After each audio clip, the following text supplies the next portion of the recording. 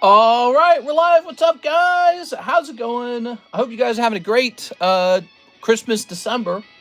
We are back for the late night stream starting about an hour late. We're starting at 2 a.m. Well, the problem is I fell asleep. Remember I was saying I got no sleep? Well, I finally dozed off. Let's see, we're going to say hot Pokemon slabs. We're going to say free giveaway. We're going to say new tops boosters, which are really expensive. And we're going to say lots of breaks, which is true every time. Live, rip, and ship. All right. Let's just say live, rip, and ship here. All right. What's going on here? Hey, what's up, Mr. A. Perez? What's up, Resendez? How's it going, guys? All right, so we are live. It's 2 a.m. in the morning. How's it going, everybody?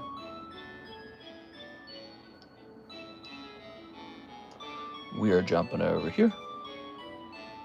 Okay. At here, we are going live for Monday night, which is Tuesday morning. I just show off some stacks of CGC slabs. Yes, we still have lots of CGC slabs to price. It's taken a long time because we have been rotating cards and because we have been honestly very busy with very heavy orders lately, really heavy ones. So I haven't had a chance to do as much as I'd like that I would normally get done in a stream. There's Mr. CS Man. He wants 3 Roaring Skies and 119 to the PSA 10 Flareon we talked about on Discord. Agreed price was $550 with the lowest buy. Now it's $570. You can change it if you like. There was a Flareon, Roaring Skies, PSA 10 Flareon we talked about on Discord. Let me go look them up real fast. Okay, let's see.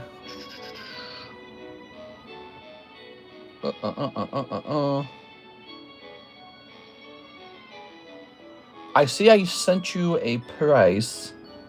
Was it Flareon? I can't remember what it is.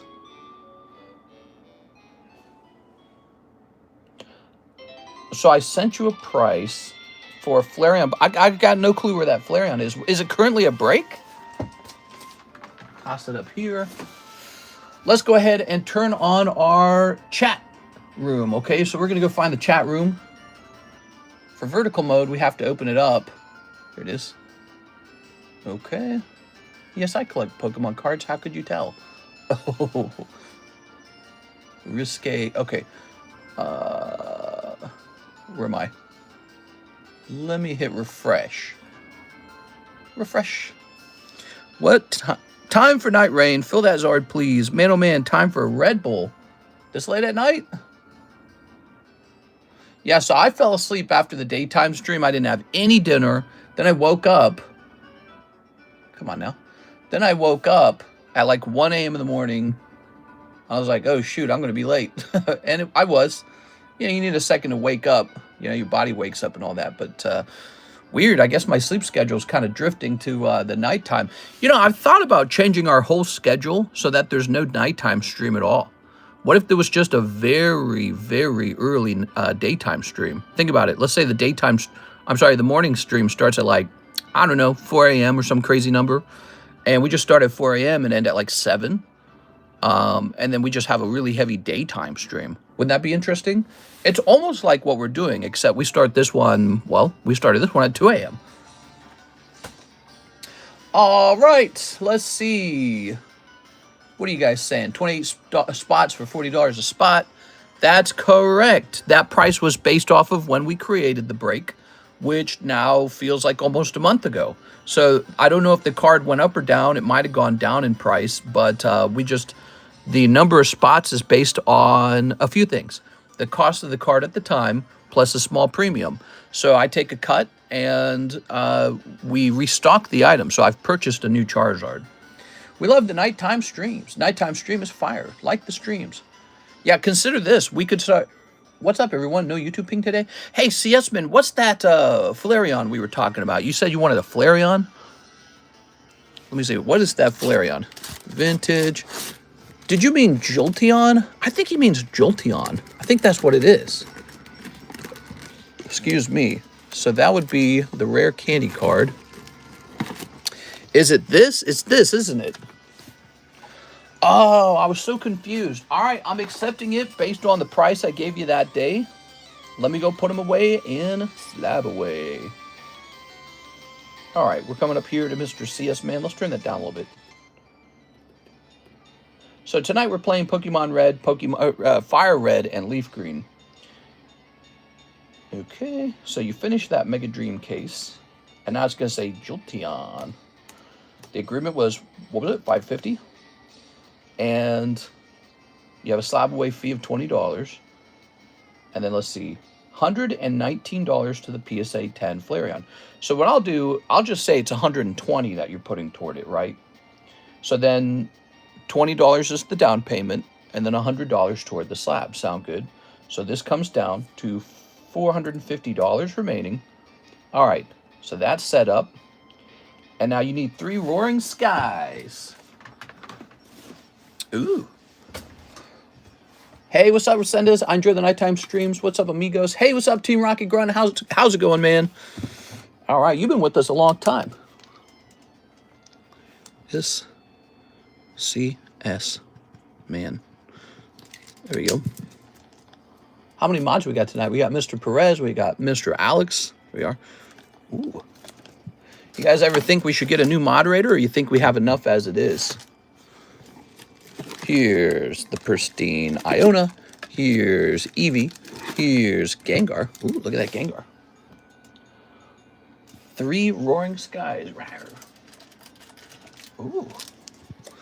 1, 2, 3. Look at that. Do you have any packs to open? It says YouTube Minecraft. Yes, sir. Yes, I have lots. So this is the beginning of the stream, and it's a big order from Mr. CS Man. The CS Man special. Zootopia 2 is cool, Alex. Wow, I noticed the panties Squirtle is one of the most popular emojis. I see that one all the time. Let's see. I'm on at the gym to be strong. I think Please Bro should be the new mod. Oh, Rockstar Mahi new mod. Read CS Man. Please read the message above. Do I get the fee off? I paid the Mega Dream case off pretty fast. I say it should be based off of the current one. So if you end up paying the Jolteon pretty fast, like within like, I don't know, like a week or 2, we can definitely remove the fee, okay? Are you ready? Here goes. Ooh. Maybe it should be like a standardized fee reduction, like $5 is the fee becomes $5. Because if you think about it, ultimately, Slab Away should never truly be free, because it just encourages people to sort of snipe on. I don't think it matters. Like we're just splitting hairs. Yeah, we'll get you that fee reduction. Ready? Here's Bagon. My brain says for Slab Away there should always be some kind of fee. There it is, done sparse, but I'm thinking too hard about it. Here's Voltorb. All right, reverse behind this. Ooh, it's a rare reverse. Are you ready? Oh yeah, Skarmory. And this, I can tell it's a good pack. You're about to get something behind this, so hold on to your pants. Winona? Ah! Winona's so good. Very nice pull. She's a waifu from the old set, and this card can go for an awful lot of money in a 10. So there's a nice Winona popping out, everybody. Very good. Ooh. Okay, let's get you a top loader for Winona. Winona Rider. Ooh.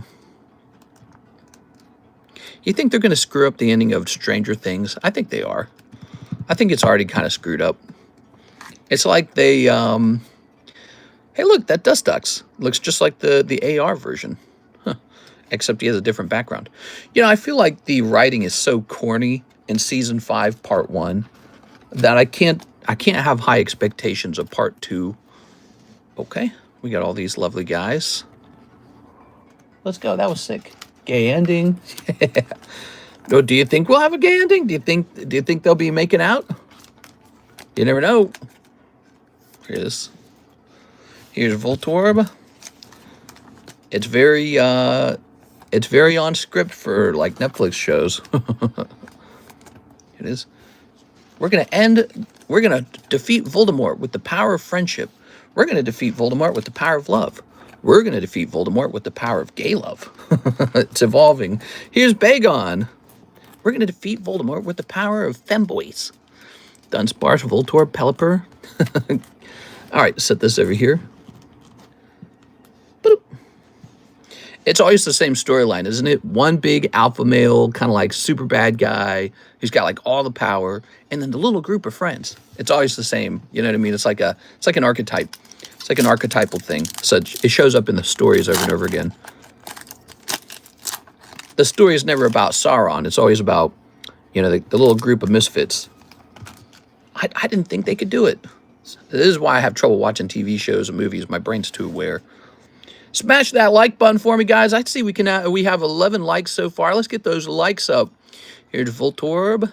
Here's Gligar. Take a second to smash that like button. Here's Shuppet. Oh, double Shuppet. He's putting his tongue out. That's pretty cute. I like the little boat in the background right there. That's me on my boat. I don't have a boat. I used to have a boat. You got a Dustox ancient trait. Okay. And then here's an Executor, Unfezant, and Manectric. Manectric looking cool, man. I'm listening to the full cast audiobook Harry Potter.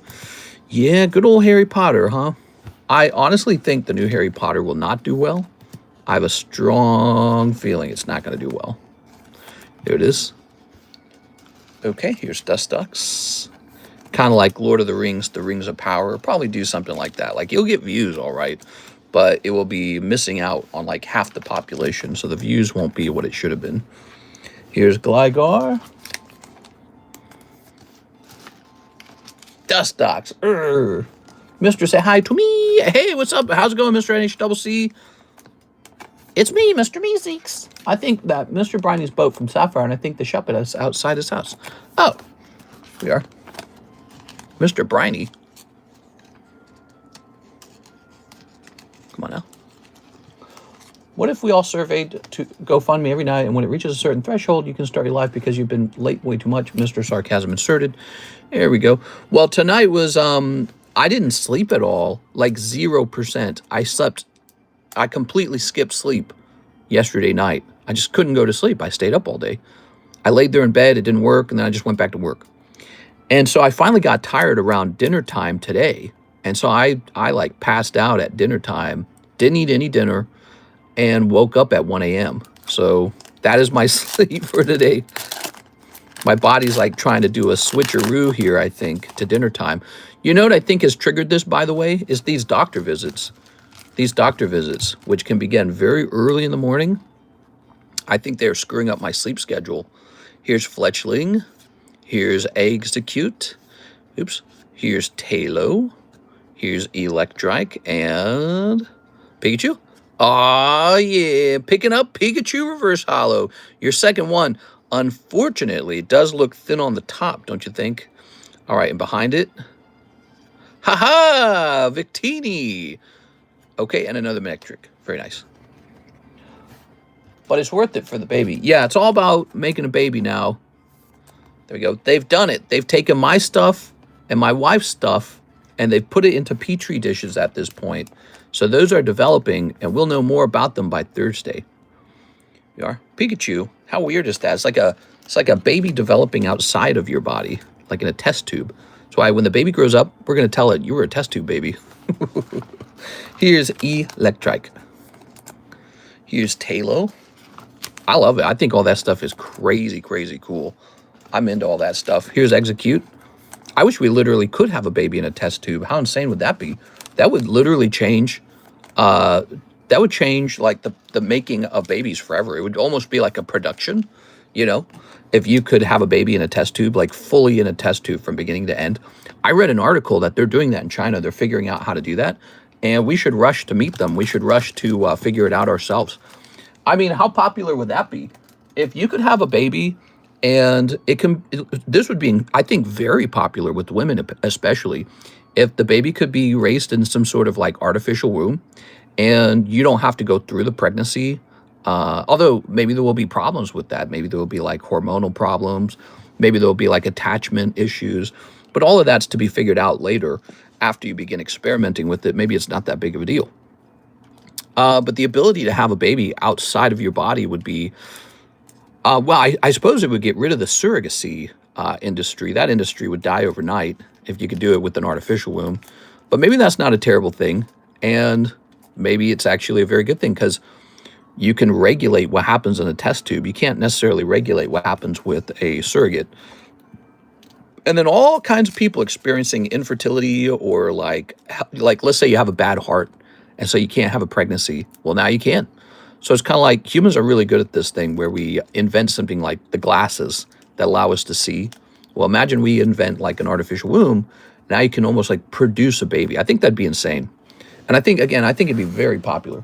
All right, that's for Mr. CS Man. That's your best hit, CS Man. We missed her. So this is a surrogate, or this baby being done alone from scratch. I'm not sure how this works. Karis and I are having IVF. It turned out she had several problems going on that would make it impossible for her to get pregnant in a natural way. So she's had a big surgery, and now we're doing the IVF, and we're further along in the IVF now. There's been something called the extraction. That's where they got my stuff and her stuff. And so now they're putting our stuff in a little petri dish. It's very interesting. But yeah, I'm like super fascinated with this stuff. I'm like obsessed with it. It is. I've always been very interested in this kind of stuff. I think it's because I had 11 siblings.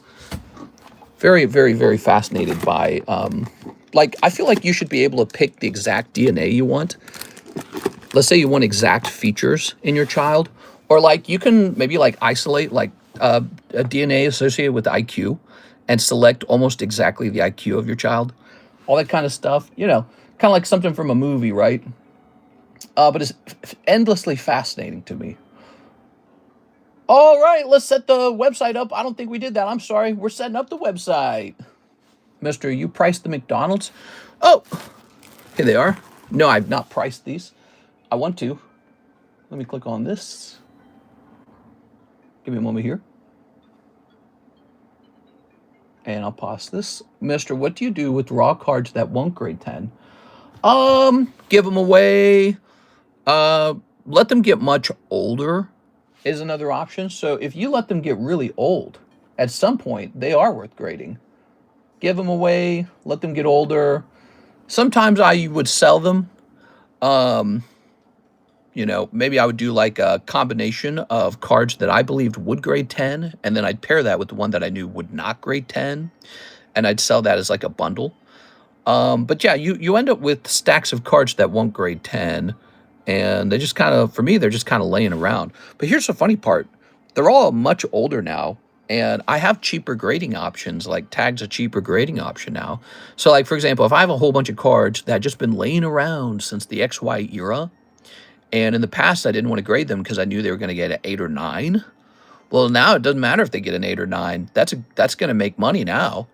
So raw cards are very small and easy to store in big blocks.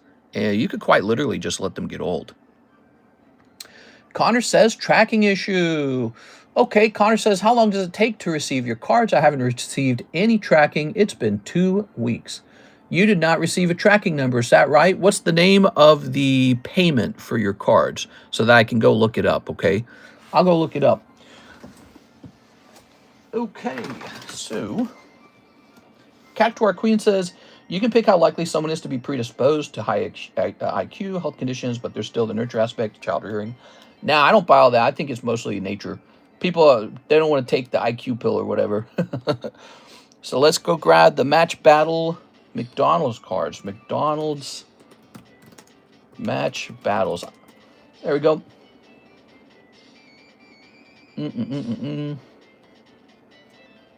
Let's say booster. What did Connor say? Okay, so I'm Mr. Connor. I'm just waiting for you to give me a. I'm just waiting for you to give me a name so I can go look it up. Okay.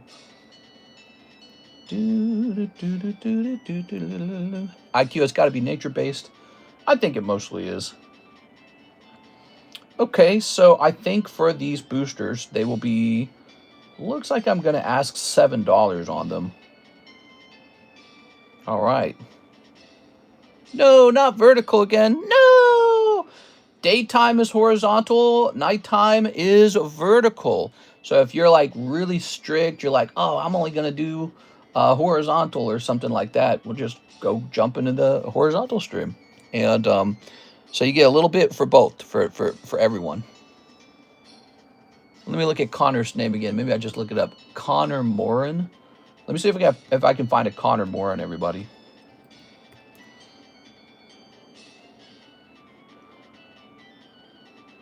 Oh my god, this is taking a while. Let's see. Joel Morin. Here's a Joel Morin. Oh, here we go. Connor Morin. So he's going to show up in PayPal. Okay, good. So let me jump over here to the history. Thank you for your help. Do you want the order number? No, I shouldn't need the order number, just the name of the order. So if it's Connor Morin, I'm going to go look up Connor Morin. What we want to find, we want to see that a label was definitely made for you. So that's the first mistake to check for. If we never wrote you an... Okay, here we go. What we got? I don't see a Connor Morin. Okay, so let's try this. Connor Morin. So if that's the case, you'd have a bag right over here. Mr. Connor. Oh, no! We could have just started there, huh? So, Connor Morin, here are your cards. You probably, you probably mailed in, not mailed in, you probably sent to have your cards shipped. And what probably happened is in the order, I didn't see that. It's not an uncommon issue. It happens every now and then. It happens because if your order has multiple things in it, my eyes might skip over the part that says, and shipping. There it goes. All right, so the good news, though, Connor, the good news is that your cards are safe and sound. And let's see if I had a way to even ship you. That's another reason we might have missed it. If I didn't have a proper address, then I couldn't have made the label. But we're going to figure that out right now. So I'm heading over to the website, and we're going to look you up, okay?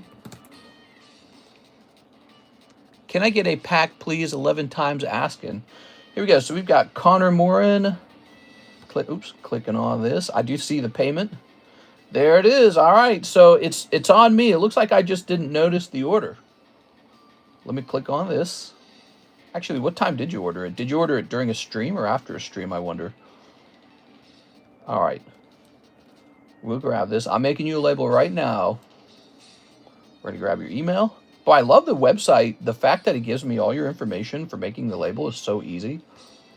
I can get that stuff from PayPal too, but it's so fast over here. It's actually faster than eBay. I'm sorry, than PayPal. Okay, it's going to format your address correctly. And now we're waiting for the label to print. Most channels boot people who constantly ask for free packs. Oh, but hold on. Wait a second. We're about to give Bruce a free pack. Let's see. Linus Charizard Blastoise. If I miss it, saying hi to anybody else. Hope you're all doing well tonight. Oh, we got to pick out a free giveaway. What should the free giveaway be tonight, guys? You know what? I think Mr. Mark wanted to give a card away. Can I have free codes? Codes! I want some free ones, please. All right, why don't we start the stream out with one slab? Well, no, we can start out with the Mark slab. Let's go grab the Mark slab. So yes, these have a price now. These little cute guys are $7 a piece. They are McDonald's packs from like 2 years ago. I ran into these. These are all I have. I was doing some cleaning and I ran into them. I was like, ooh, I thought we were sold out of these. But no, we have a nice chunk of them left. Here we go. They give you sort of like a confetti hollow of the starters. So there's that. Now, we have this card to redeem. Redeem it! Mark gives his knocked out. Do not redeem! I'm going to go redeem it. I'll be right back.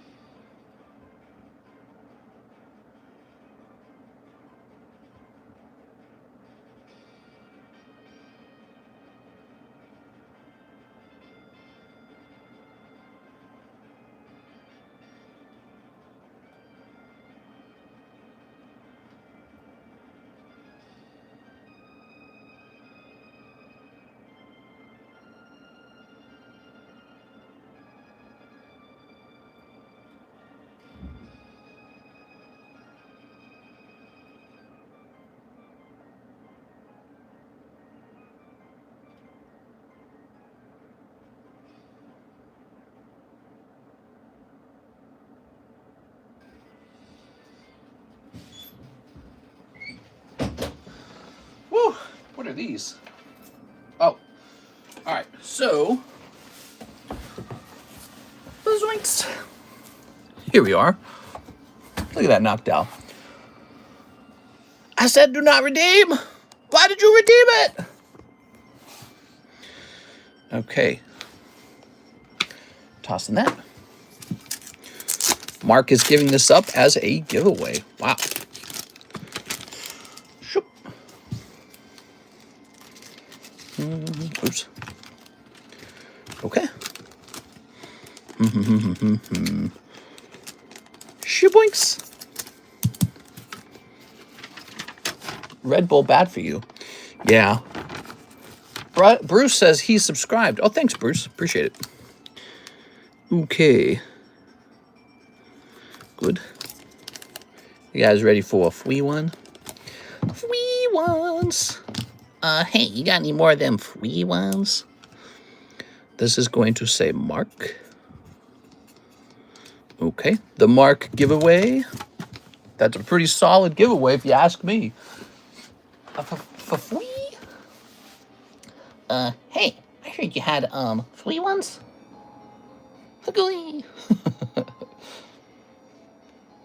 All right. We're going to say Mark. Oh, hi, Mark. Question for above. Let's see. He says you don't do 1-year sub minimum giveaways anymore. I mean, we've done giveaways like that. We're probably going to do more of those when we're working on the $1,000 Lugia. This is just a $40 knockdown. I sort of consider it like, you know, it's like a basic giveaway. It's not like a specialty giveaway. We do lots and lots of basic giveaways. Okay, what we got? What we got? We're going to hit click on this. What's today? So it's Monday night. Monday night. We have an Efrain Yanez order. Mr. Efrain says he wants a Topps first movie and a prismatic booster pack. Ooh. Let's give away a spot on this card first. And let's update the donation card. Zam Dookie. Mr. Zam. Zam Dookie. Mr. Zam, you got a chance that this card is yours for free tonight. What do you think of that now? So Mark is being super generous. He just gave away a $40 slab, roughly.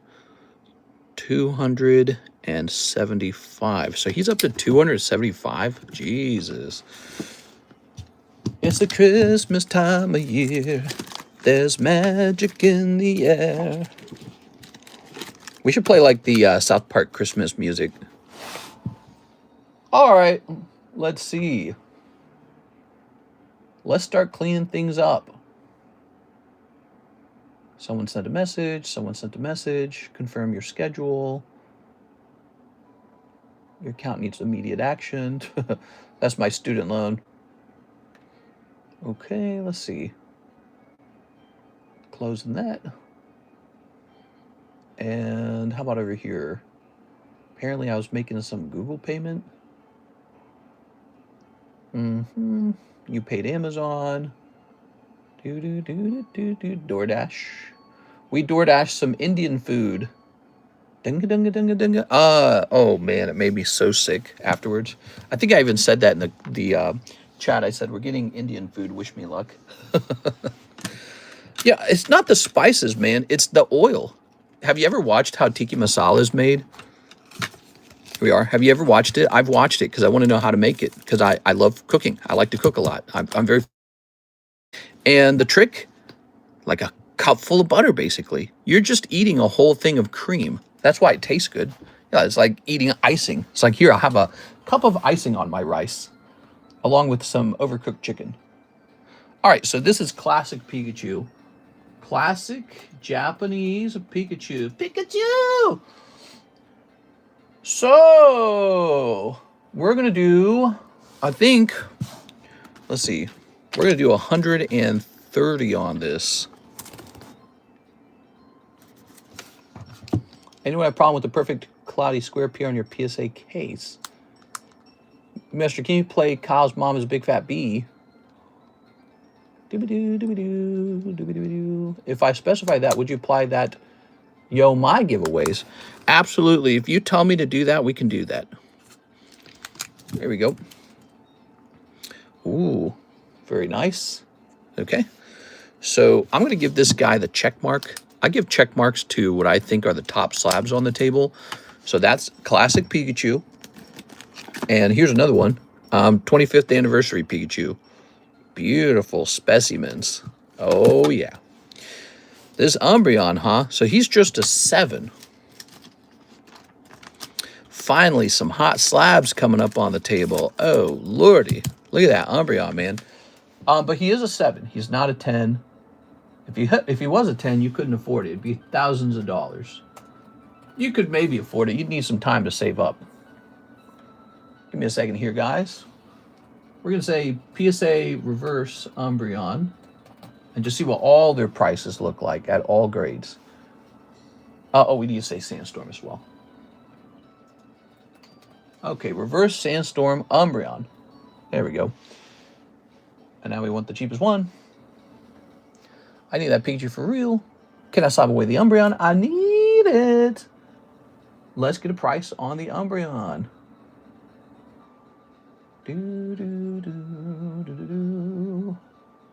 Wow, the Umbreon's surprisingly affordable. He is a top tier card going into the live customs.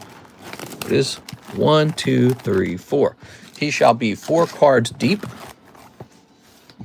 Therefore priced at, wait, no, not 4. No, he needs to be 200. It's 8. I'm being a goofball. 4, 5, 6, 7, 8. Is that right? Okay, there we go. Did my math wrong there. All right, so this shall say Umbreon,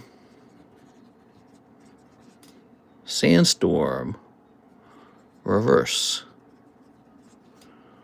number 24, T7.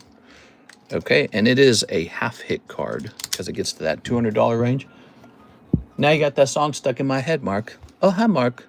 Here, let's not put this in the black booster pack. Not to be prejudiced, but it makes it too obvious. I like having it be a little more confusing than that. Some Charlie Brown. There you go. We'll toss some cute little cards in here. You can definitely grade these if you wish. All right. Now you got that song stuck in my head. All right, put that there. And we'll put this back up here. Good. So these are the live customs. Joining the live customs is our beautiful Umbreon. Umbreon. Ooh. I'm going to write down $200 on this. $200. There it is. Into the box he goes. Good. What's next? Right, so we had this order from Mr. Efren, and he wants a Topps First Movie pack. Ooh. Grab this. Ooh, that's vintage. And then he wants 3 of the Prismatic Evolutions. Anything for you, Mr. Efren. Let's see. 3 Prismatics. 1, 2. And a 3. These are still at a great price even today. One day they're going to go up, and it's going to be sad. Millions of Labubus open for Christmas. Faking Michigan snowing again. All right. Grabbing this. Ta-da. It's chilly out here in Missouri, but I don't think it's snowing. Missouri gets a little snow. It's not too bad, actually. It's very manageable. Okay. I realized from looking around for a place to move that Missouri has milder weather than you think. Is the chase for Pikachu. Oh, Charmeleon's going to be good. And success. Well, I think this pack was a success. Look at those. Look at that beautiful hollow, huh? Really nice. Okay, looks like he's about to land on top of poor little Meowth there. Good. Okay, sleeving up this. Oops. Oh. I miss the old South Park. I'm still glad they're making new episodes, but they're not the same. I think he means new episodes. Yeah, I said that in a TikTok chat, and everybody like flamed me. They're like, "Oh, you're a retarded Republican. Oh, what an idiot, low IQ Republican." And it's like, bro, it's not even like the political aspect of it. It's just the fact that the jokes are lame. Like, okay, Donald Trump has a small penis. Ha ha ha ha ha. 6 episodes later, you're making the same joke. Oh my God, dude. It's like I'm not watching South Park. It's like I'm watching the Donald Trump show. And it's like, damn, dude.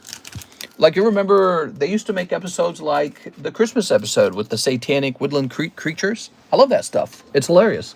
What makes the show so good. I really like that. And they're so stuck on politics right now. That's the only kind of content they're making. And it's not good. It is. It is. And they usually, when they do politics, they usually have like, there's a Democrat take, there's a Republican take, and then there's South Park's take. They usually have some kind of clever, observation or like a spin that no one thought of. There's no spin this time. It's just the same one-sided political joke. And it's sad, dude. It's my favorite show, and they're just not putting anything out that's like the first, the Sermon on the Hill. That could have been one political episode, and then they could have moved on to some other stuff.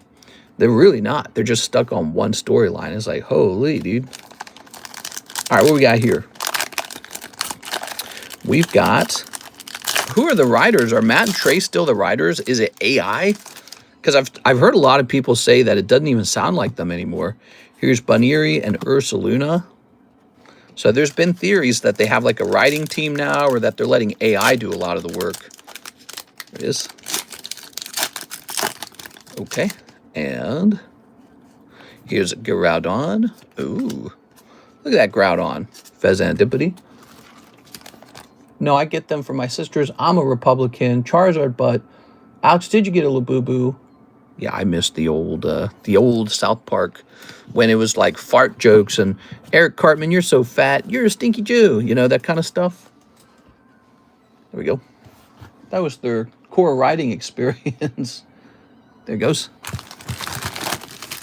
Robots. All right. Yeah, there's been a lot of those Umbreons graded, but they are super hard to pull, aren't they? So we got Groudon and Fezandipity. Dippity-doo-dah, dippity-ay. I think if they're going to do, like, let's say they're going to focus in only on, let's say, like Donald Trump, and they're going to do, from now on, they're going to do strictly, like, political videos. That's okay, but it's got to be, like, well, they got to compete with, like, the newspaper cartoons. When you open up the political newspaper cartoon, it's really clever and original. So you look at it, and it's like well-written, basically. So I think there is an avenue where they could just do politics and nothing else, or like barely anything else. But if they're going to do that, it's got to be like something that they worked really hard on, I guess. Can't be the same joke over and over again. Donald Trump's penis is small, and he's having sex with Satan and J.D. Vance. It's like, wow. There we go. Let's just see. Hit and refresh, like Man, Bear, Pig, Al Gore. That was funny. Yeah, they had that follow-up episode too, and it was kind of like a liberal perspective. All right, honey, Man, Bear, Pig is real, but what are we going to do about it? It's not like the Chinese are going to do anything. Blah, blah, blah, blah, blah. He gets ripped in half. That's funny stuff, man. It makes you pause and think, and it makes you laugh. And that was sort of a liberal take on that subject, the subject of climate change, which ironically this year, Bill Gates, one of the loudest advocates for stopping climate change, he came out and said climate change is not humanity's biggest problem. It's actually poverty. And so I don't know if he had, people then are speculating he's not interested in it. He's interested in making money, which is probably fair. But it was interesting to see him come out and say that, because he's usually part of the multi-billionaire intelligentsia talking to you about climate change. It's the end of the world. We're about to be extinct. Greta Thunberg, or whatever her name is, she told me we were going extinct. That was like, it feels like 10 years ago she told me that.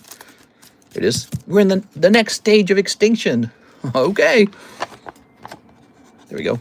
But that has not been good for them. I think it actually hurts If you want to get people to be interested in reducing carbon emissions, reducing pollution, getting people to be, you know, like less emissions from the cars, maybe lower electricity use, maybe renewables, all interesting and good ideas. If you want people to get into that, you cannot do alarmism, because alarmism will make people go, aha, I knew it was all fake, when some of it's true. All right, Mr. Gengar. So, you know, how dare you? He's going to be number 071. All right, I should be in school right now. That was AOC. Greta was only around just recently. I thought Greta Thunberg, she said something about the extinction or something like that. Wait a second. Let me look it up. I got my computer right here.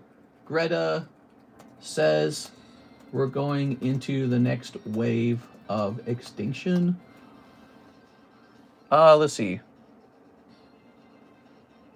Greta removes tweet she made 5 years ago saying we have only 5 years left to save the Earth. Yep, there you go.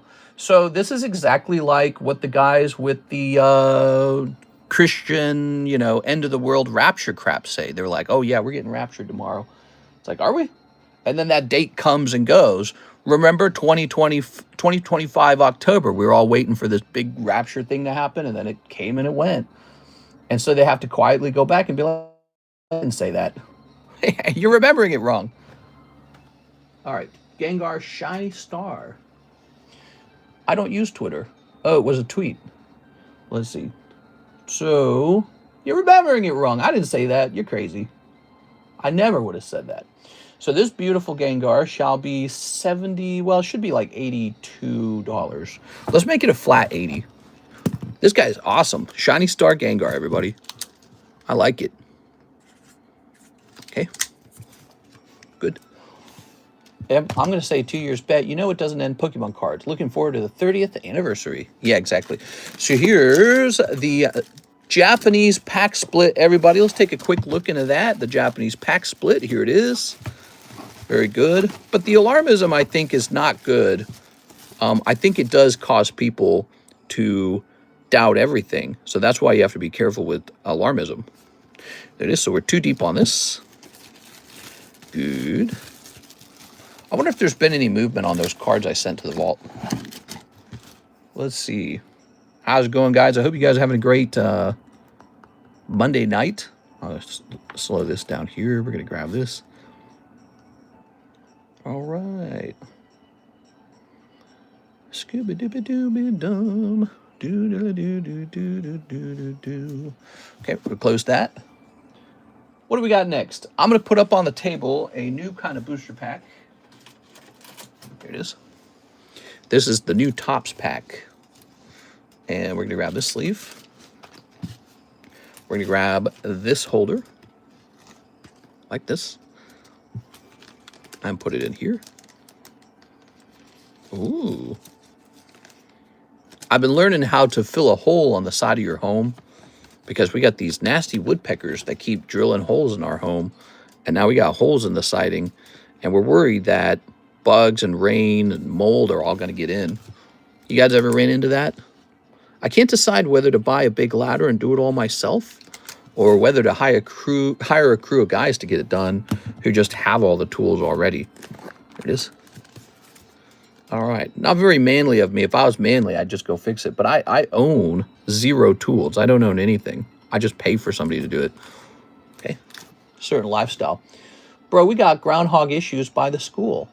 Hello. Hello, Sazid Alakisti. Snowflake stamp. Can we talk about Pikachu and Eevee from the holiday calendar 10 sold for $250? You're not a man. He said, what? We could have had a Bonnie Blue South Park episode. Yeah, actually, Mark makes a really great point. There's so many things that South Park could be making episodes about, and it's forgoing all the other things going on in our culture to just make the same small penis Trump joke. And again, it's just kind of too bad, because I'm such a huge South Park fan. I think it's chill they want to make fun of Donald Trump. They already did that before with Mr. Garrison, if you recall. But this time around, it just feels kind of dialed in. I've heard a lot of people say that, and I have to agree with that assessment. All right, guys, so it's 2:46 on a Monday night, and we got no orders in the queue. We had a very busy daytime stream. Let's go ahead and start rotating the cards. We'll see how busy it is tonight. So we got cards that are rotating, and we've got cards that need pricing for the first time. Both things. Where the wicked joke? Oh, before we do that, let's go ahead and make a pack split. You guys love the pack split, the jumbo packs. Not pack split, the jumbo pack break. You guys love the jumbo pack break. So let's start with one of these $7 match battles. There we go. All right, lovely. And, okay, let's grab a Gem 3. Well, Gem 3, remember, it's got the cube on. We haven't pulled it yet. 151 surprise. That has the, this has the Gengar Pikachu. We haven't pulled it yet. Okay, just saying. We haven't pulled it. Inferno X, if I can grab it. There goes. This has the Charizard in it. And we could grab a pack from maybe over here, I think. All right, so since we didn't have one of these running, because it went off today, let's get one put together and running. I'll move all this up here. Ooh, a Card Wars. Let's get a Card Wars in there. Okay, that's an Adventure Time Card Wars. Here's a Nintendo pack. We're putting together a jumbo pack break, everybody. Have you guys been in our jumbo pack breaks? They're pretty fun. There's Super Mario. It's a me, Mario. Let's try to get packs that were not in the first round or the last round of the jumbo pack break. Oh, like these guys right here, the Naruto cards. So I'm going to take these out of here. These are vintage Naruto cards that come out of a tin, like this guy. Feeling good on a Monday. Sparkling thoughts, giving the hopes to go, yeah, yeah. Feeling good on a Monday. That's the I Am Lord, yeah, yeah, yeah episode. I am Lord, yeah, yeah, yeah. Randy Marsh is Lord. See, exactly. That's the good stuff. We used to get that stuff. What happened? Here we go.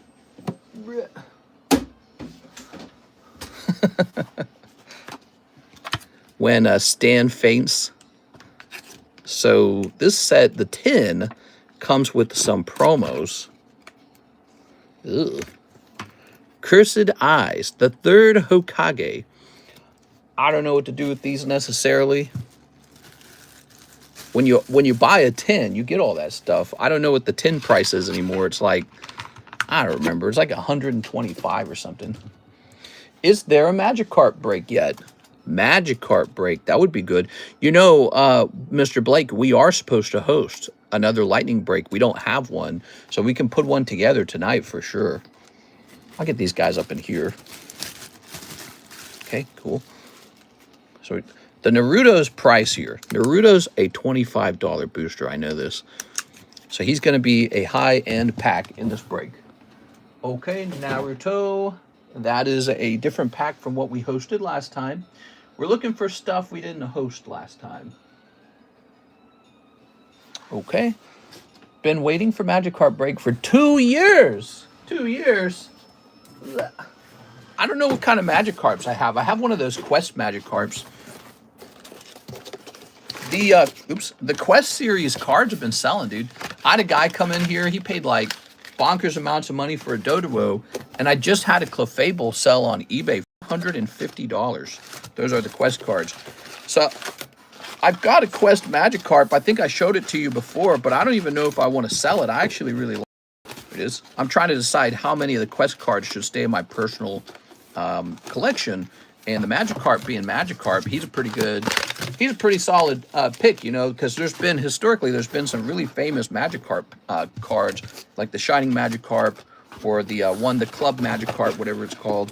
Ooh, South Park Sonic. Nice. I like that. Okay. Fortnite. No more Fortnite. What do we got here? Oh. This jumbo pack break might just have a couple expensive packs in it and not as many of the cheap ones. Here's a Halo Tops pack. I don't even think that needs to go in. That's been popular, so that one doesn't even need help selling. Some months ago, we had the Paldean Evolved Magikarp. Yeah, I noticed Paldean Evolved Magikarp has gotten cheaper, actually, over time, so that's good if you wanted to buy one. Obviously, if you're already holding one, you want it to go up, not down in price. But I'm just hodling mine. I know how it goes. They go up and down and up and down, and they'll continue to do that for some time.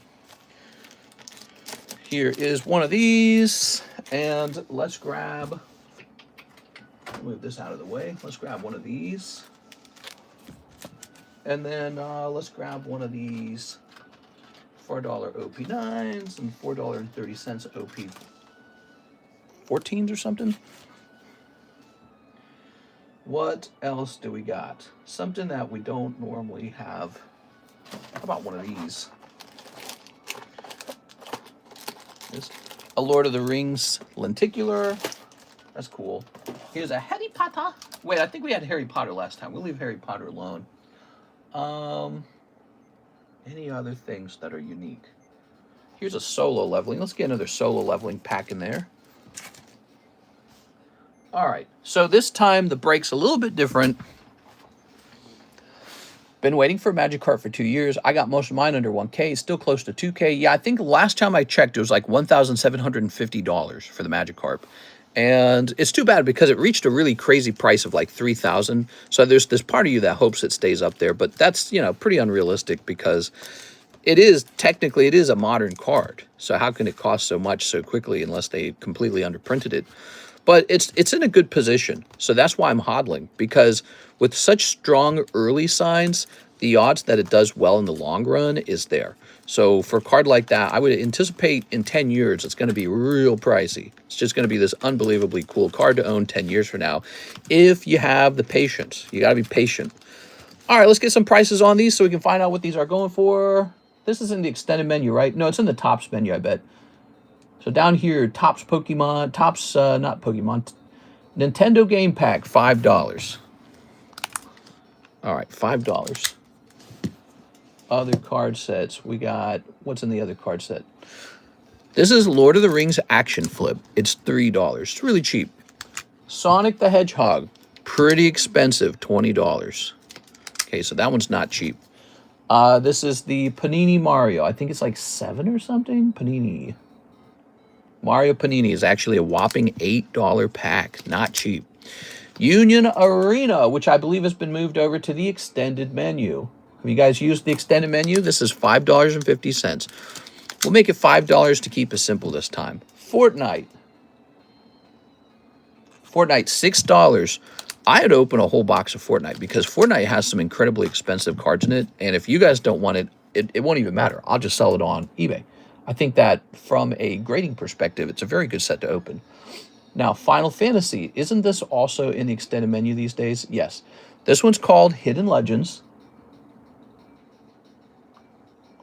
Hidden Legends. It's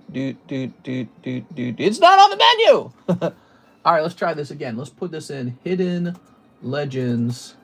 Wait, is it like a partial? Give me a second. Maybe there's some on the main menu and some in the overflow menu. Let me just double check. No, it looks like I just have it all in the extended menu, so it just wasn't for sale. So Hidden Legends shall be $5 a pack. Hidden Legends has a signature in it. That's what you're chasing after. I believe it's a signature of this guy right here. His name's like Clive or something. I don't know. Here's Mega Dream. This is the popular thing. We have 4 fresh cases of Mega Dream. Give it a try, guys. Here's this pack. Have we been selling this at $6, I think? So there's that. And then this is 3.5. This is 4. We don't sell this for very much either. This is brand new. Should be under other card sets, right? Solo Leveling is $5. So we have Solo Leveling 2 and Solo Leveling 1. Is this Halo pack? Yep, still 14. That's 25. That's accurate. I've priced those many times. If you want to buy some of these individually, send in for one, okay? There's 2 types. Foretold Prophecy and Broken Promises. So that's the 2 sets. $25 a pack for now. I think they're supposed to cost more than that. Now, Chilling Rain, I don't know what's going on with Chilling Rain. Let's find out what's going on with Chilling Rain. This is not officially on the menu, but it should be. I should tell everyone, don't send their cards to Beckett anymore. The value's dropping very fast. They're down 55%. Card graded over the last week coming from someone who loves Beckett Slabs. It is. I'm still going to be grading with them. I will. Let's try a booster box. Doesn't matter to me. People, you can't let your emotions be shaken so quickly one way or another. This is a subject we've been talking about today. About, you know, oh, we should strictly grade with PSA. Like, what? We're going to divide this by 36. Like PSA, some sort of paragon of perfect, you know, they've never done anything wrong. They've never done anything controversial. You can trust them. It's not like they don't damage your cards all the time. It's not like they don't upcharge you. It's not like, you know, they've never graded cards that were inauthentic. It turns out, yes, they have. There was a big scandal with PSA. I don't know about anything recently, but there's a big scandal where they graded a bunch of first edition cards that had fake first edition stamps. And you guys just don't remember that. So you're all mad at like CGC because they did a similar scandal where they graded those, whatever they were, the test cards. They did a scandal. And so now it's like, oh, they're the worst. And PSA is the only one you can trust. All right. If you say so. But so, yeah, I mean, there's a lot of people who are just, they're being very strongly pushed one direction with their beliefs about a grading company. I think what's good about PSA is their whole vault thing. I like the vault. Okay, here's Gem 3. Here it is. CGC grading, probably I think that's the cheapest high-volume trading company, right? And they got their pristine grade. That's cool. And then Beckett has the black label, the best price in the hobby. So that's black label, really amazing. And then tag grading, they have fast turnaround times and the most crystal clear glass-like holders. So they all got their own angle. Oh, also the grade report, which I really value. So they've all got their ups and downs. And you have to decide what you want. And there's nothing wrong with just going with PSA because you don't have to think as hard about it. But, yeah, I don't dismiss any of the companies. I don't dismiss anything. I don't just go, oh, that one sucks. This one's good. Here it is. All right. All right, so let's measure this up. Let's see what this adds up to. You ready? I'm just being wary. They're dropping in value. There's that other scandal of regrading without owner knowing. Regrade. Are you talking about the one where it went from a 9 to a 10? That's with PSA. I don't think it was a regrading. I think that was probably a data entry mistake. And I think it was truly just a mistake. Like, who actually makes money from that mistake? The company? So then did the company put out like a company-wide rule saying buy them back as 9s and then list them as 10s? No. So it's likely just some employee who doesn't benefit from, you know, giving out the wrong grade, you know, entering it wrongly into the system. It's probably some low-level worker who entered it into the system wrong. And then when some other guy entered it into the system as well, he entered it into the system correctly. That's what likely happened here. Like, because again, like if they're trying to steal, why would they make the double mistake of revealing the true grade? That's not a very good steal, is it? They're not very good at hiding their tracks. Here's a 5, here's a 4, here's a 3.5. And who's making money from this? Not the employee. The employee doesn't make any of the money, just the PSA company. So, and honestly, would the CEO care to do that for like what? Maybe like $100? This is a multi-million-dollar company. They don't give a shit about a couple $100s. They care about people believing in their brand. So, and this is not a good PR for them. So the PR cost of that mistake is probably in the tens of thousands of dollars versus like what? Gaining $100 from one, you know, like slab is like, yeah, it's one slab. You know, it's like a drop of money to me, to them, in my opinion. To them, they probably see that slab like it's like dust in the wind. There we go. Yeah, the CEO's getting paid a couple $1 million. I don't think he's worried about creating. Now, look at this, 179. So we're over on this one. We need to reduce it. What can come out of here? I say we just remove the Sonic pack. That makes it 159. Sonic, you're going back. Bye, Sonic. There we go. So that's a $160 break. Really nice. That's the pack split. It's back. The pack split is back. Jumbo pack break, I should say. Buy raw, grade yourself with PSA or Becky. Anything else is bad ideas, says Tyler Hardister. Tyler, some of my best purchases over time have just been buying standard, already graded cards. I mean, you're handing out advice that would be the opposite of what I did, and I did very well. Let me show you one, for example. So you say, grade your own cards, right? and graded with PSA or something like that. PSA or Beckett, right? So watch this. CGC 10. Let's take a look at some CGC 10s I bought over time. Check this out. And I didn't buy any of these in auction either. Isn't that funny? So here's a little Pichu. Here's a pristine 10 drawing. Here's a Elekid. Here's a Gengar that I bought. Here's a Cubone. So much stuff. Look, I bought this Tyranitar. And this was this year. And here's some of these really weird film cell cards. Here's a Misty's Gyarados. Where's the Misty's Gyarados? Well, I likely sold it for like $600 already or $700. Here is a Shining Tyranitar. I bought this in March of 2025 for 1.2, and now I'm pretty sure I can sell it for like 3,000. But let me show you some big ones if we scroll down. I'm gonna show you some big ones real fast. Let's see. Look at this one. I bought this one for 533. That one's huge. Okay, here's a nice Dragonite reverse from Expedition. Beautiful. Is that really real? Did I really get that for $482? I bet that's already been sold, though. I buy these and I sell them constantly. So, you know, and then that would be called a flip, right? As opposed to holding them and letting them get old and valuable. Now, look at this. We got this Gold Star Zard for $8K in a CGC 10. I just bought him outright. It wasn't even a auction. I just bought him. So I don't do auction. I don't have time for it. And here is a Blaine's Moltres. Here's a Dark Raichu that we regraded. It probably already sold. There's a $7,000 Legendary Collection Zard. Yeah, I've been doing this for a long time. And I don't need anyone else's opinion on it because I've been selling them for a long time. And exclusively, look, that's from 2023. That's this Nidoking, I'm pretty sure. Here's the Mega. So we're going to sell this one for about $4,000, and he was acquired 2 years ago for 1.4. I mean, that's not bad. Here it is. But you had to wait 2 years to do that. You had to age it like wine. That's the only way that works. It doesn't work if you don't age it. And there's just a long history of this. Where's the Gold Star Torchic? Let me find the Torchic real fast. I've been showing this off. This is pretty crazy. Oh, it's not even here. How did I acquire him then? Oh, probably he was a 9.5. Is that it? Let's see, 9.5. Nope. Let's try CGC 10 Gold Star.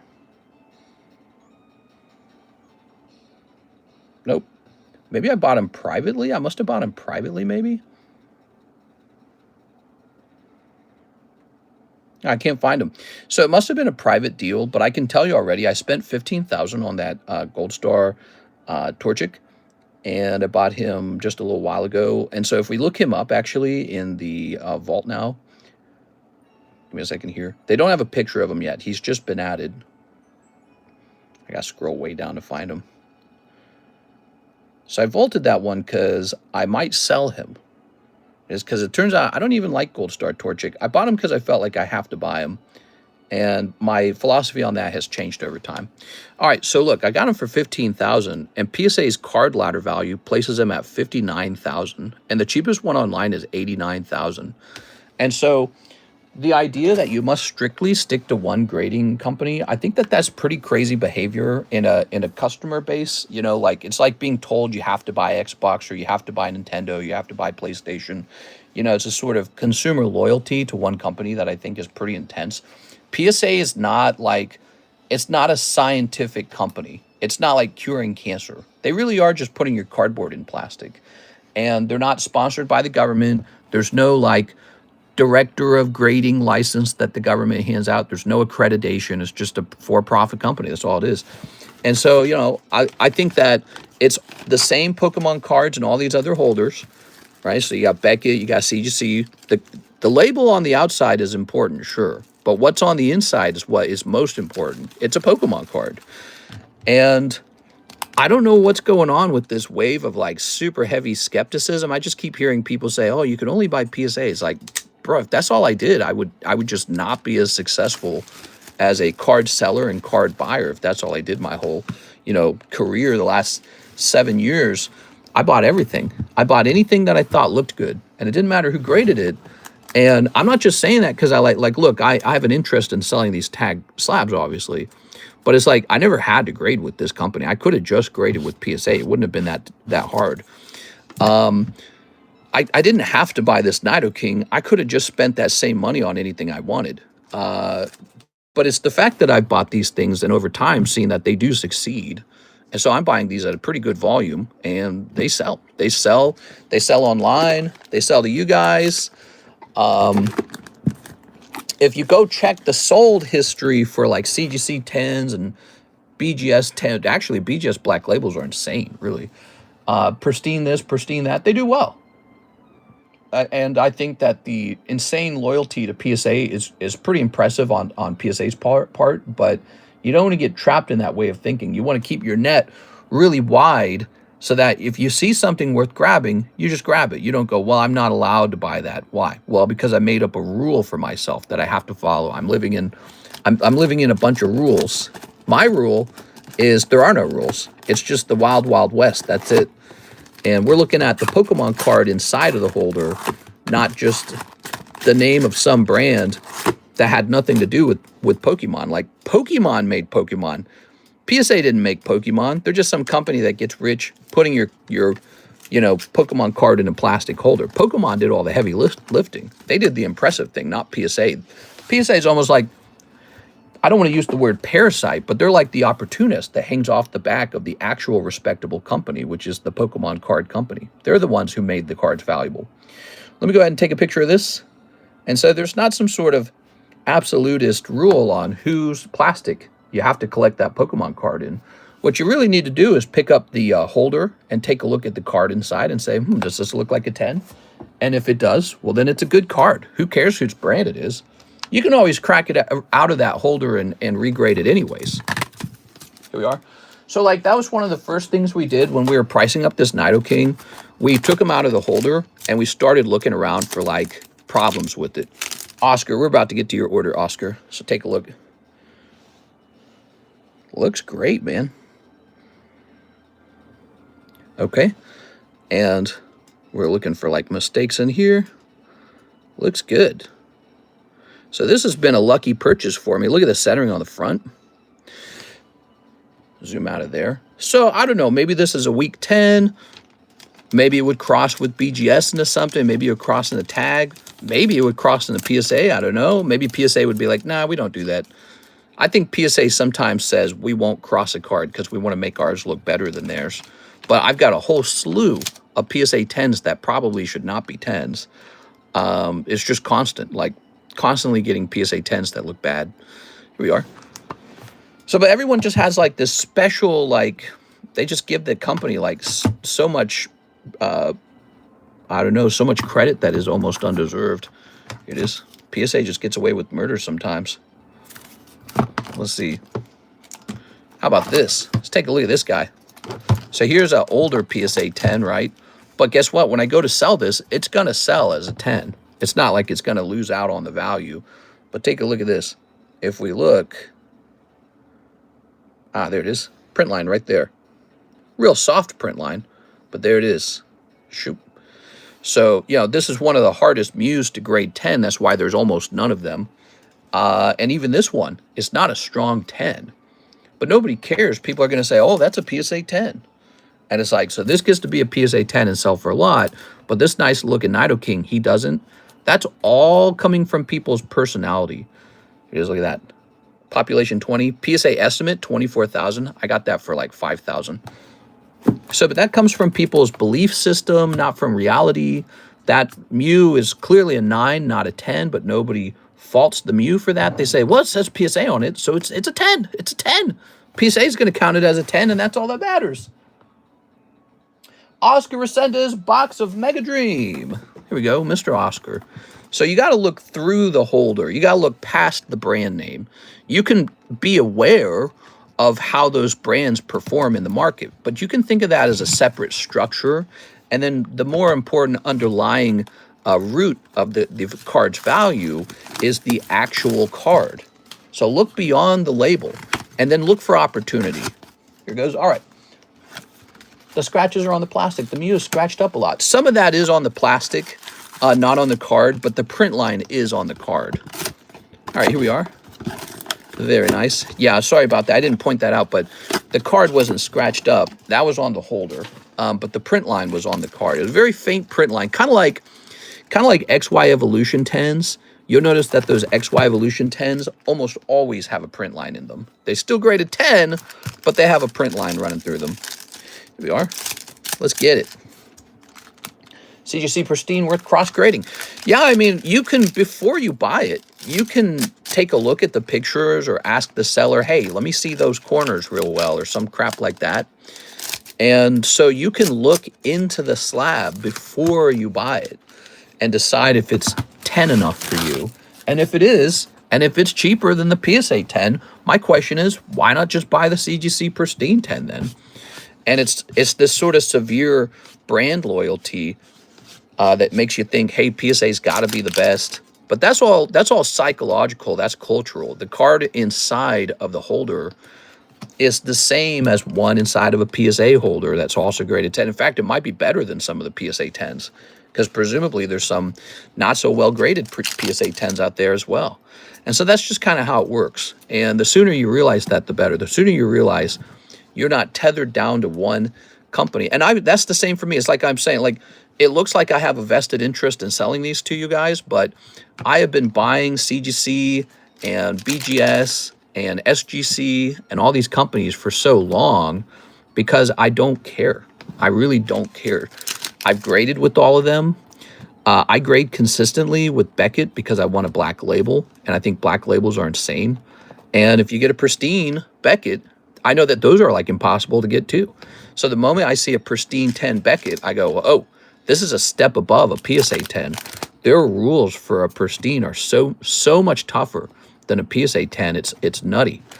And if I see a PSA 10, I actually do not assume instantly that it's a good card. I actually assume that there's a good chance that that card has white dots on the back or a hidden print line or some other thing that the owner didn't like, and so he's getting rid of it, perhaps. We go Howlucha and Snowrunt. Ta-da! Very nice.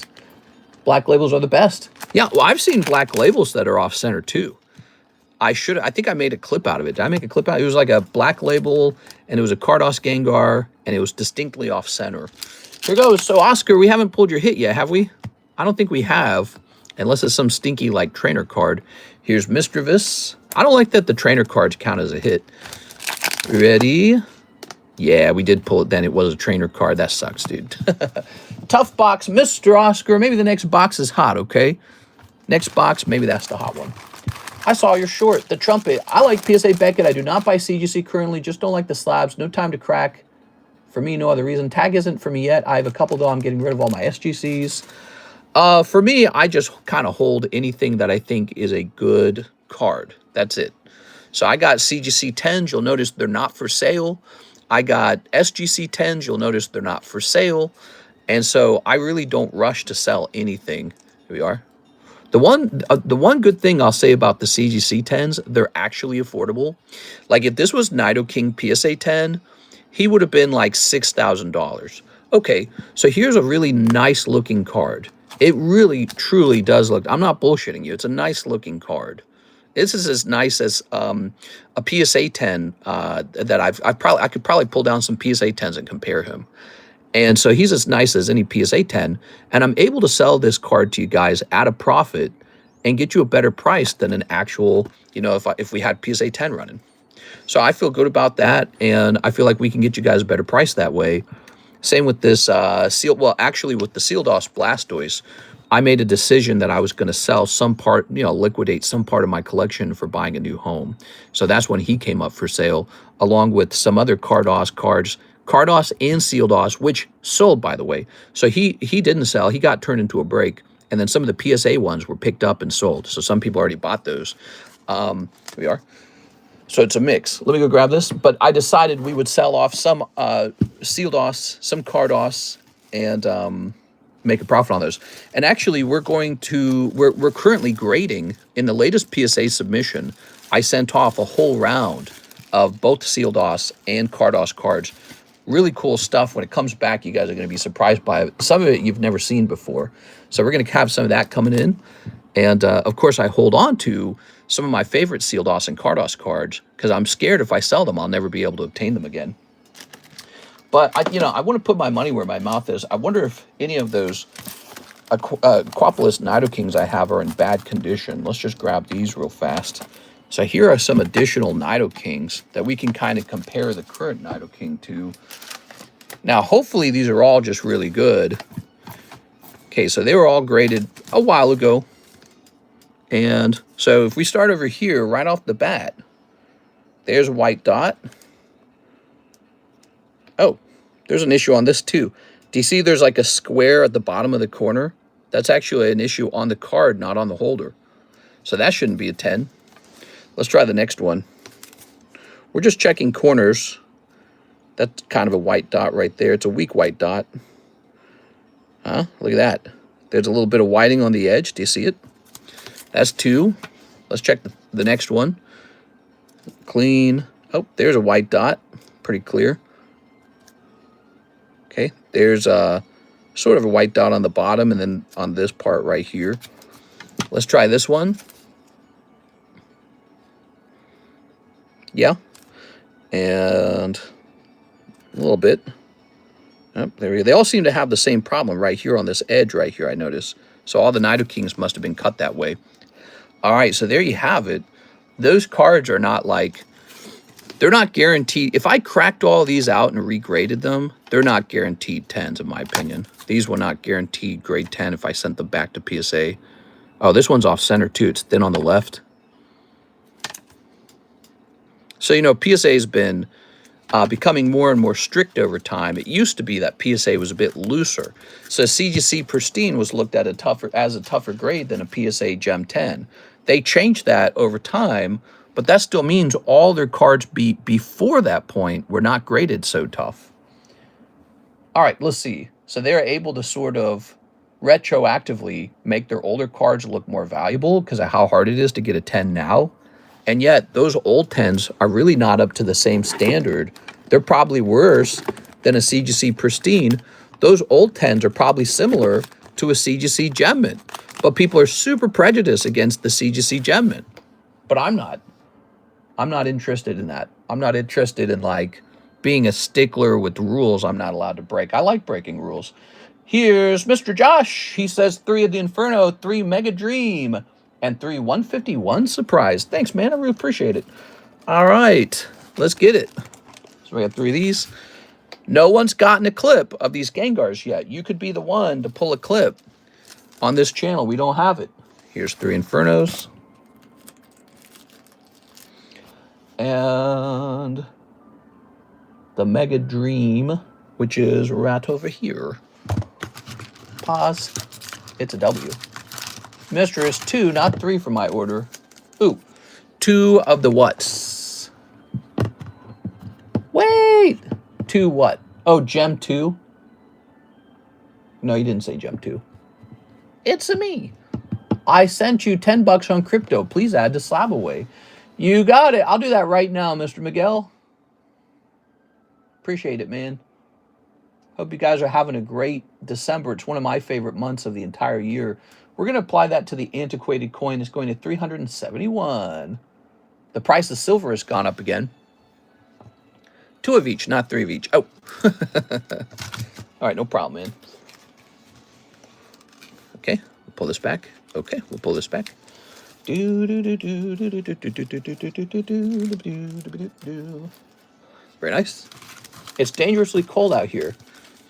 That could be a good jingle. Baby, it's dangerously cold out there. Blah, blah, blah, blah, blah. It's possibly going to kill you out there. Do. There we go. How many likes we got? We got 39 likes. If we hit 75 likes today, maybe I'll do a face reveal for you guys. You guys want a face reveal? We are Joshua Whipple. Meow, meow, meow, meow. Here's a cold one. Here's 151. Picking up Rachu. No face reveal. No! Hide your hideous face. Viewership drops in half. We already got a face reveal. What?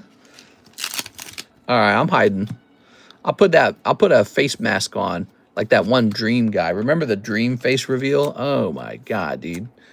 Why'd that guy look like Lord Farquaad when he did that face reveal? That was insane. Here's Howlucha. That was the most awkward face reveal on the internet. Never gonna forget that. I want codes, not face reveal. Codes! We do have a giveaway tonight. The Mark giveaway. If you haven't typed Mark in, it's for a nice PSA 10 knockdown. Howlucia. I already know Mr. the Gingerbread Man. Catch me, catch me. What? Ooh. Not the gumdrop buttons. Joshua. Do you know the Muffin Man? The Muffin Man. The Muffin Man. He's married to the Muffin Man, who lives on Drury Lane. New bag? No, you're up top, aren't you? Check Discord. I bought a bunch of Scrooge McDucks. What? There you go. Now, I don't do silver that hardcore. I just buy a little bit here and there for fun. It's like a small little side thing for me. I don't really focus on it. I think the real gold and silver is Pokemon's. We are. Well, he's married to the Muffin Man. Do I need a third bag? It's Scrooge Disney plus 1 ounce silver. What? Thank you so much, Mr. Whipple. What else do we got going on tonight? Anything going on tonight? Whoa. Is this another Oscar Resendez order? Another Mega Dream Box? Damn, bro. This stream brought to you by Oscar. Let me put you on this giveaway, Oscar. Where did we put that? Where's the giveaway, actually? Oh, here it is. Hi, Mark. Mark, he's been so generous tonight, man. Damn, dude. I'm putting you on here, Mr. Oscar. You don't mind, do you, Oscar? My birthday is on the 13th of December. Oh, that stinks, dude. I had one of my brothers, his name was Jacob, and his birthday was also in December. And it just sucked because nobody had any, like, birthday gifts for him because they were just Christmas gifts. The ideal goal is to have your birthday basically like in June or July so that you get, and honestly, you don't want it to be July either because you get 4th of July. So maybe like June or May. And then if it's not going to be June or May, then maybe August. Those are the ideal months so that you get a 6-month break from birthday gifts before the Christmas gifts roll around. Mister should get Year of the Horse coins already. Here we are. I can't remember. Are you? What's your Chinese zodiac? I just lied. What's everyone's Chinese zodiac? I'm Year of the Snake. Hiss. That was this year. We had Year of the Snake this year. Hiss. Mine's in June. I'm a horse. What? We should get the Tammy Year of the Horse coin and offer a break on it or something. I don't think I want to offer a direct break on silver or gold because it's too close to being like money, even though it's definitely not. It's by law, it's not money. By law, silver and gold is like a asset, but it's not money. But it's too close to like stocks and bonds and all that other stuff. So I don't like to offer breaks on it. But what I do like to do, let's say we got a $200 silver coin. What I can do is I can offer a $200 Pokemon card break. And if you pull the Pokemon card, you can just trade me that slab for the silver coin if you want to have it. If you don't want to have it, just keep the Pokemon card. So that's one thing we've been doing. Here it is. Although we haven't really applied that too hard recently. Snow Run. Just don't do U.S. Mint issued coins. There we go. Very nice. So we got one Snow Run. Mr. Oscar. I like the Aussie coins. Yeah, they're really good. The Perth Mint. Yeah, they're cool, man. Silver and gold. When I got started with Pokemon cards, I was originally studying gold and silver coin collecting because I wanted to invest in alternative assets, not the stock market. Here it is. Here we are. Because I had a feeling that alternative assets are riskier, and yet they offer perhaps a higher return. So your MA is Mega Gengar. That's not a problem. That's a good pull. And then we've got another Misdreavus. We're hoping for Mimikyu, Zekrom. Let's see. What are the top ARs in here? Psyduck, probably. I'm trying to think what the top ARs in this set are. Here's Oh, swaggity, swiggity, swaggity. Gold is made in space during extreme events like neutron star collisions and supernovas, creating heavy elements via the art process, then delivered to Earth by meteorites billions of years ago. Very cool. I think there's a scenario, a risk scenario for the gold guys, that we develop like gold mining on the moon or like on some other thing, like maybe interplanetary gold mining. And we got like these automatic machines. Maybe it takes 10 or 20 years. They fly out to a nearby planet or a nearby asteroid or something, and they mine the gold off of it and then haul it back home. And it's all completely unmanned. It's just a machine doing it. Here's, you know, so the, oh, wait, we've never seen this one before. Wow, congratulations, Oscar, picking up the Belly Bolt and Iona Altart. Cool, man. Sweet. All right. Unmanned drilling machines that take off. Maybe they don't even fly into space initially. Maybe the way they work is they get launched into space using like a slingshot on Earth. Maybe something that spins really hard and then just throws it up in the air. And then maybe it has a minor launch at that point that takes it the rest of the way into outer space. And then it uses solar energy to travel to like Mars or something, or the moon, I don't know. And then it hunts down for gold. I know this sounds really stupid in sci-fi, but with AI, you know, software, it's not impossible. I think humans are capable of so much. So one day you could have like a little AI robot flung into space, and he just rolls around on a place like Mars looking for gold, digging through the ground, testing. And then one day it's more than testing. One day it's, well, they're actually extracting chunks of rock that are going to be hurled back home or something like that. You know, that kind of stuff is possible. We don't need to actually send humans to Mars. We can send robots to Mars. And that could heavily change the price of gold. But what would really temper that is the fact that all that mission would cost so much, the gold really wouldn't be profitable. So, and that's how gold mining works today. Like, yes, there is more gold, but if it costs $200 to extract $100 of gold, no one's going to extract it. So they're not going to extract it until it's profitable enough. And then that will slow down the price of the growth of the coin, but only for some time until people want to buy more of it. Because we're constantly earning dollars, we're constantly printing dollars. So in general, things just kind of go up no matter what. Oscar Ascendez with an O. As long as we print stuff, everything will always move up. So it's a good idea to own lots of stuff. If we were in a country where the cost of goods slowly depreciated in price, you wouldn't want to own anything. You'd say, get rid of all that stuff. It's going down in price like a boat. When you buy a boat can go down in price each year. A car goes down in price each year. You know, so if you buy a Toyota RAV4, it mostly keeps its value, but each year it gets older, it's not worth as much, even if you don't drive it. But some products go up in price over time if you don't touch them. And gold's an example of that. Here it is. Here's Hydrapple, and here's Voltorb. Mister, I think it's more plausible that quantum computing will break all cryptocurrency as we know it. Yeah, I've talked about that before. I talked about how my fear of Bitcoin is that it's technology, and that technology becomes antiquated faster than you think it does. And so to place all your money into something that could become obsolete or hackable, that is my biggest concern about it. Here it is. What I like about gold is that it cannot be hacked, and people don't value that enough. Like, Bitcoin has more utility. Like, you can send Bitcoin to me from across America right now to buy cards, but you don't need to do that. We can do that with PayPal, actually. So if you say, well, that's the utility of Bitcoin, you can send it over the network. Who cares? We can do that now. Gold, you're not going to mail me any gold. You would have to trade it in at your local gold shop and then put that cash in the market into the PayPal account and then send it over. But gold's not hackable. You can't hack it. If a solar flare comes or some sort of like EMP comes in and wipes out all the internet permanently, you don't lose anything. It's just a chunk of yellow rock.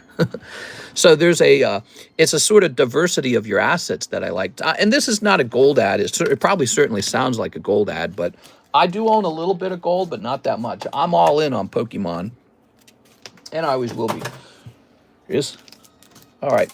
I'm not too much into diversifying. I'm into taking one big gamble on Pokemon. One really big gamble. Hey, you need a spot in the bounty, Mr. Oscar. If we're going into space to mine gold, we should also mine the diamonds at the center of Jupiter. Nah. Diamonds, the fact that you can make diamonds in a lab. Oh, and that's another weakness for gold as well. When are we going to make gold in a lab? Cheaply. That's another thing that could occur. Maybe not for a while, but, if they learn how to do that with certain types of metals, those metals become instantly not so valuable. So I don't know what the odds of that are. Actually, AI might be able to give us some advice on something like that pretty quickly. It might know the latest news about something like that. Here, let me ask AI. How close are we to being able to do like alchemy, where we can take something valueless and then change its components and turn it into gold? Are we anywhere near that? Can gold be made in a lab yet? Do you think it'll be made in a lab soon? So that's another thing that could destroy the value of gold, because it certainly destroyed the value of diamonds. If diamonds couldn't be made in a lab, they'd be so expensive today. Okay, can we make gold in a lab? Yes, it's already been done. Gold has been made artificially using nuclear transmutation, meaning you change the number of protons in an atom to turn one element into another element. This is real modern alchemy. This happened in 1941 when physicists bombarded Mercury with neutrons and produced a tiny amount of gold. Because remember, guys, gold gets made in the universe somehow, right? So it's all physics. It's not like magic or spirits or ghosts or ghoulies. So it is, in theory, possible to one day make gold in a lab. Later experiments used platinum, bismuth, and tungsten to transmute into gold. Particle accelerators today can make gold atoms again if you really want to burn the money. So why don't we just mass produce it?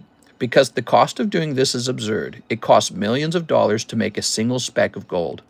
Producing gold artificially requires a particle accelerator, exotic isotopes, enormous energy, and the gold you produce is often radioactive, meaning you can't even sell it after you've produced it. It's real, but completely uneconomical. How close are we to doing it cheaply? The short answer is nowhere near. The physics is understood perfectly. We know how to change atoms. That's the cool part. But the energy cost is the barrier, and it's enormous. To turn lead into gold, you must remove 3 protons from the nucleus, rearrange the neutrons, and do all that without the nucleus exploding. This requires nuclear reactors. Nope, not chemical ones. You need a nuclear reactor or accelerator. That's a whole country-scale energy infrastructure. This is why alchemy never worked. Chemistry cannot touch the nucleus. You need nuclear physics. Could it ever become cheap? Here's the exciting part. It could, in theory, become cheap. We would need cheap nuclear fusion, cheap particle accelerators, nanotech that manipulates nuclei individually, and controlled gamma laser technology. Physicists don't expect this anytime soon. Maybe we are 100 years away, if ever. Gold production would still be mostly inefficient at that point compared to simply mining it. Yeah, I kind of agree with that, but what if gold ever got mined so much that, it starts to look more and more possible and the technology improved that it, maybe you actually could do it. But yeah, it's an interesting conversation. So that's cool to hear that we've already done it. We've already manipulated, material to become gold already. That's what happened in space when gold became gold. All right, let's see. So now we've got to hit refresh. Those who control the mines. I usually give to another around my birthday, but I'm broke flat. Free high fives. My great-great-uncle was a gold miner and hid his gold before he died. It's a family tale. I thought we only needed a transmutation circle like Full Metal Alchemist. All right, guys, it looks like we have no orders in the queue. It is 3:35 a.m. in the morning. A perfect day for us to work on the slabs. Are you guys ready to see some slab prices? So we got this going on. First of all, the Mark giveaway here. Let's go over the breaks real fast for anyone who hasn't seen the breaks, because I know the breaks are a big deal. We're going to show these off real fast. What is this? Oh, we weren't done with this. Let me set this to the side. We're doing the Mark Valerian giveaway tonight. Here's the trade slab. You can trade me cards. This 200,000K slab. We're going to move that one off to the side as well. He doesn't need to be there right now. Okay, here's the pack split. Very nice. Here's the vintage card. Let's see, the bounty card, which is not truly a break, and the Nami card. All right. I really hope that BGS sub comes back. Oh, yeah, I got an email from BGS saying they got the grades in. That means we're maybe a month or two away from the actual cards being here because now they got to slab it up. All right, so we've got, I didn't even look at the grades yet. So here's Nami. I don't know which submission it is either. Is it an independent submission with just my stuff or is it everyone else's stuff? So here's Nami. Here's the Vintage Blastoise. This is our mine. You guys go to work, you get some cash together from your hard work, and then you take a shot at a slab. The trade slab is $4 per spot with 5 spots. Here's the Nido King. He's a big one. Yeah, this is like striking gold. When you guys get lucky here, 1 in 28 odds. When you get lucky odds, it's like striking gold. Here's Gengar. So that's what's fun about life is everything's luck. When you were born, it was luck. When you got the certain type of DNA, it was luck. Maybe bad luck. All right, the mega sub list, Grant is on it. Here's our Discord server QR code. Here's our eBay QR code. Check this out. You know, we're actually listing a lot of items on eBay these days.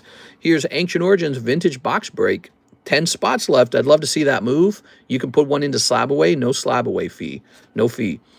Let's see, the 200,000K giveaway. That's for the Lugia. We're going to finish that.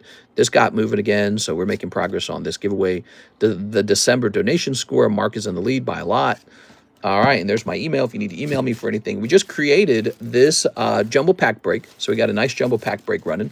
And if we jump over here, you guys may not know it, but we have this Battle Styles box break going as well. Did you know about this? This has been waiting to go off for a while. It's actually up to 3 out of 11, if you didn't know that. Somebody bought one in the daytime stream. And it contains alternative art Tyranitar. It contains alternative art Empoleon. Plus, it contains a couple alternative arts of the Urshifus. I think 4 or something like that. So, but the Tyranitar and the Empoleon are probably more desirable. Let's see what you guys are saying. That's a new Nami. That's right. It's a new Nami. Where's the Rocket Box Topper? Oh, and I gotta stop forgetting the beautiful Rocket Box Topper. Here it is. He's 4 out of 19, population 27, features the Team Rocket team. Very exotic card because how are you going to get one of those to grade 10? It must be so difficult. It must be so difficult to get a 10 on one of those. So there's all the breaks, everybody. Go nuts on them if you wish. I think I'll set them to the side because I want to price up some cards now. We also have this new Pokemon. No, wait a second. That's not right. It's not 200. It's 240. I underpriced this. So these are real expensive. These are Series 1 packs. They've just been added to the menu. They're like I give them an A+ for their quality. And if you guys don't buy them, it's going to be perfectly all right because I'm just going to open and grade them, to be honest with you guys. This is high quality stuff. Here it is. All right, so I'm going to set these to the side as well. Let's get those to the side. And now we just got the good stuff up here. See these check marks? Check marks will just signify the cards that I think are best on the table from now on. Here it is. So we got 2 check mark cards right here. I ought to make a short or a video for like TikTok showing these cards off when I get like 10 of them. Oh, no break history for the Noctowl Mister. Oh, you're saying that I didn't put down the Noctowl. I'm sorry. Any new abandoned slabs? We had a couple abandoned slabs. I don't know where I put them. Is it this pile right here? Let me check this pile.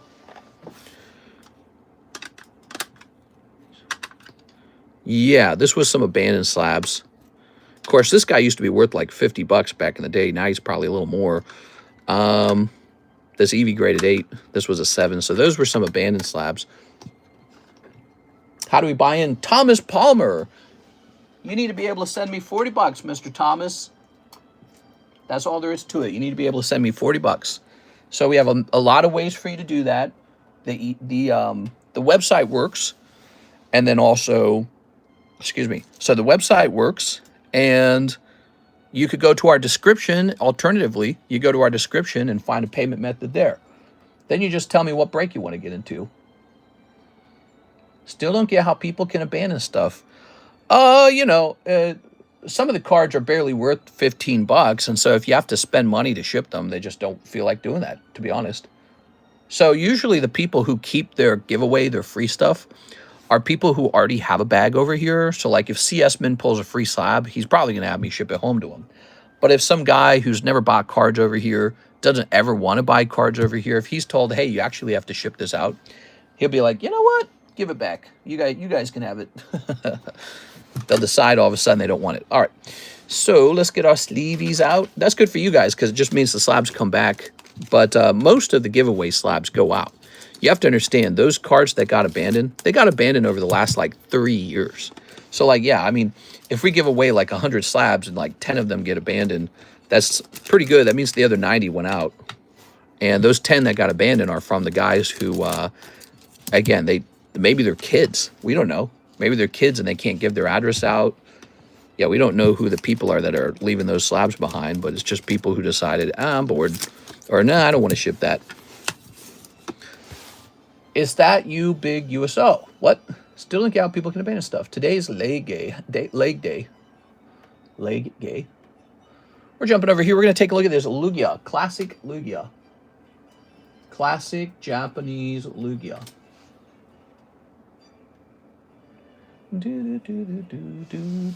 So this Lugia shall be $40. Here's a nice card. Card like this, I feel I ought to just put this up on eBay. I sold an eBay card today for $300. I believe it was a Zubat that you guys just weren't buying. Popped it up on eBay. It's gone. It's gone. It's gone at the price I wanted to sell it at, too. How nice is that? So I got to sell it at my own price, and it's gone. Card off Zubat. I think seeing it having sold will probably give you the confidence you needed to consider buying it yourself, but now it's gone. Okay, Rattata. Looks like Rattata is going to be 40 bucks. Okay, pretty standard. It seems like 10s rarely go below $30, and many of them are at $40. Clefable. Back when I got started years ago, you could buy a PSA 10. A PSA 10, you could buy it for like $18 back then. And it could be a pretty solid card, too. So it wasn't just like an $18 junk card. We're going to say $48. There it is. Good. Look at that, guys. Huh? Looks nice. So we got some fresh cards up there. We need to price all of these. You'll notice in the thumbnail, I actually took a picture of the slabs that needed to be priced up. And that's because in my gut, I immediately and instinctively suspected we were going to be focusing on that tonight. So this card did not sell at the $40 mark. This is called Recall. We'll price him one last time for $35 before he gets run off to eBay. And on eBay, he's probably going to be listed for like $59. Here we are.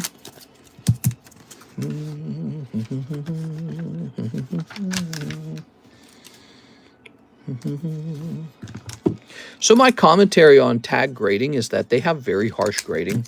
I suspect they're just a bit harsher than the PSA grade. So they are just a bit harsher. Here's our Riolu. He did not sell, and I bet you he's way cheaper now. Back when we originally priced him, the Pikachus were selling for $300, and so Riolu being $140 seemed about right. Okay. This guy's probably going to be like 35 bucks now. What do you guys think? Cast your bets on the price of this Riolu. All right. Why don't you guys tell me about what's going on in your lives? I'd love to hear some stories from you guys. Get to know each other a little bit. Who's in a new relationship? Who broke up? McDonald's Riolu. I like to know what's going on in people's lives. What's this number? 022? Try this again. Here he is. Yes, he's going to be $44. What about the repos? Or were they done already? No, actually, we haven't done repos for December. Good point. Expensive cards. Let me put this Oddish in this O box. Okay.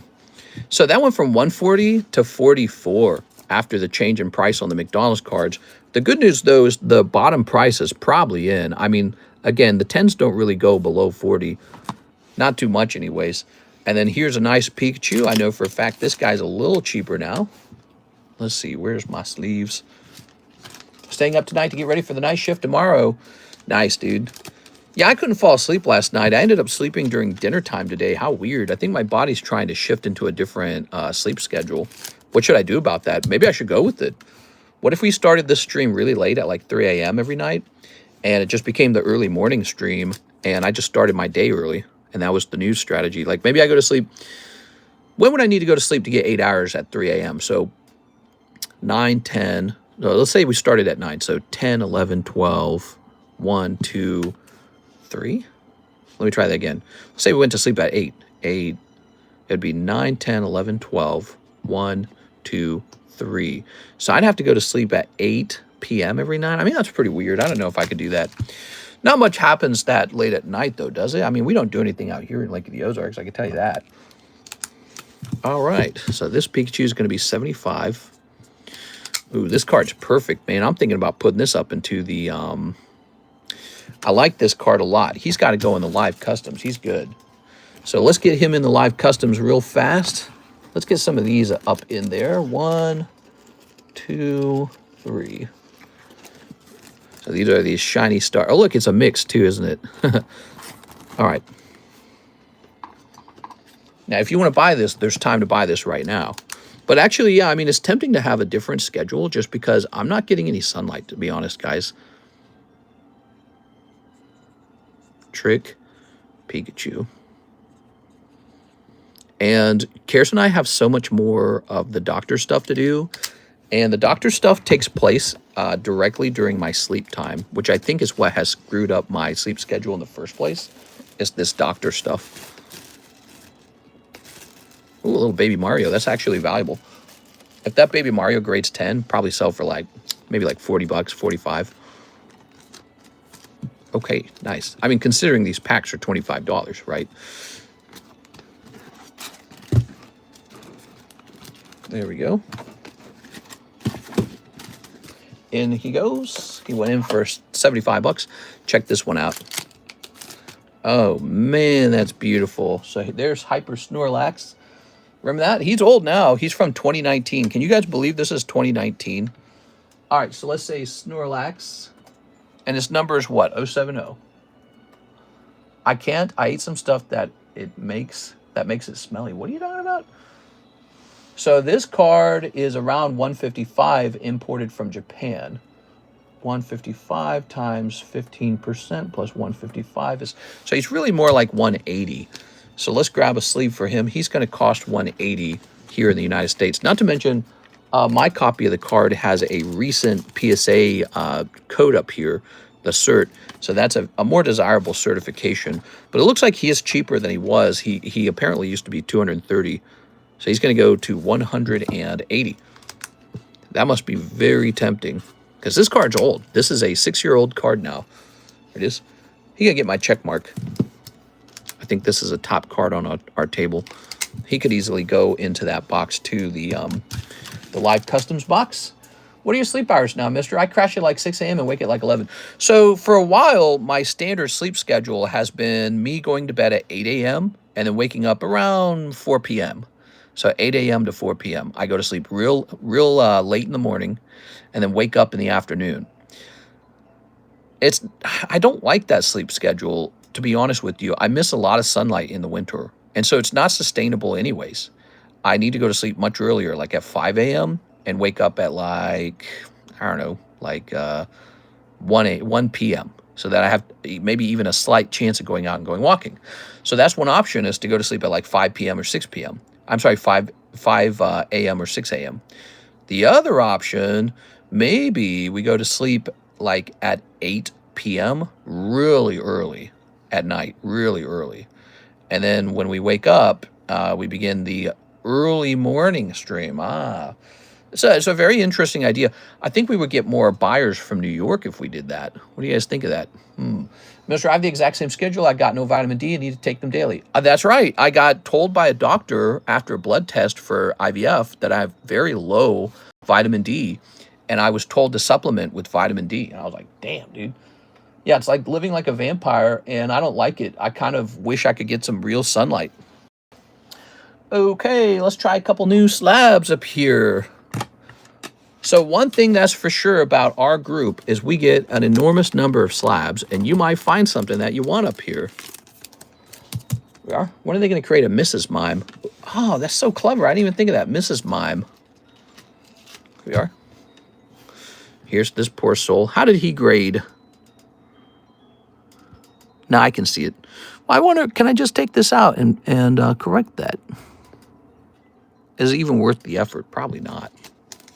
So now that we've learned that you can actually flatten the edges out on some cards, I really have to wonder how many cards are out there that just need to be cracked, adjusted, and regraded.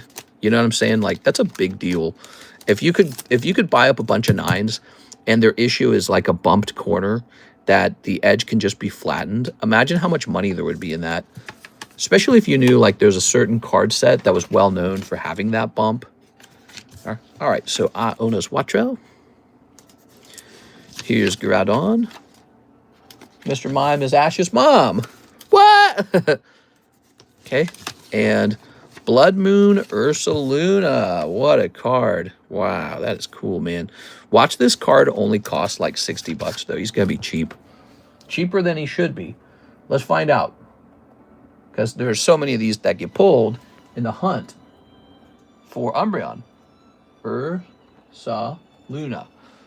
Number 225. Okay. So this is the kind of card where if you buy it today at a very, very cheap price and you hold on to it for 5 years, maybe it jumps a lot later. Oh my God, he's really cheap. Is that right? So we're going to go with $50. We'll make it, yeah, let's just make it an even 50.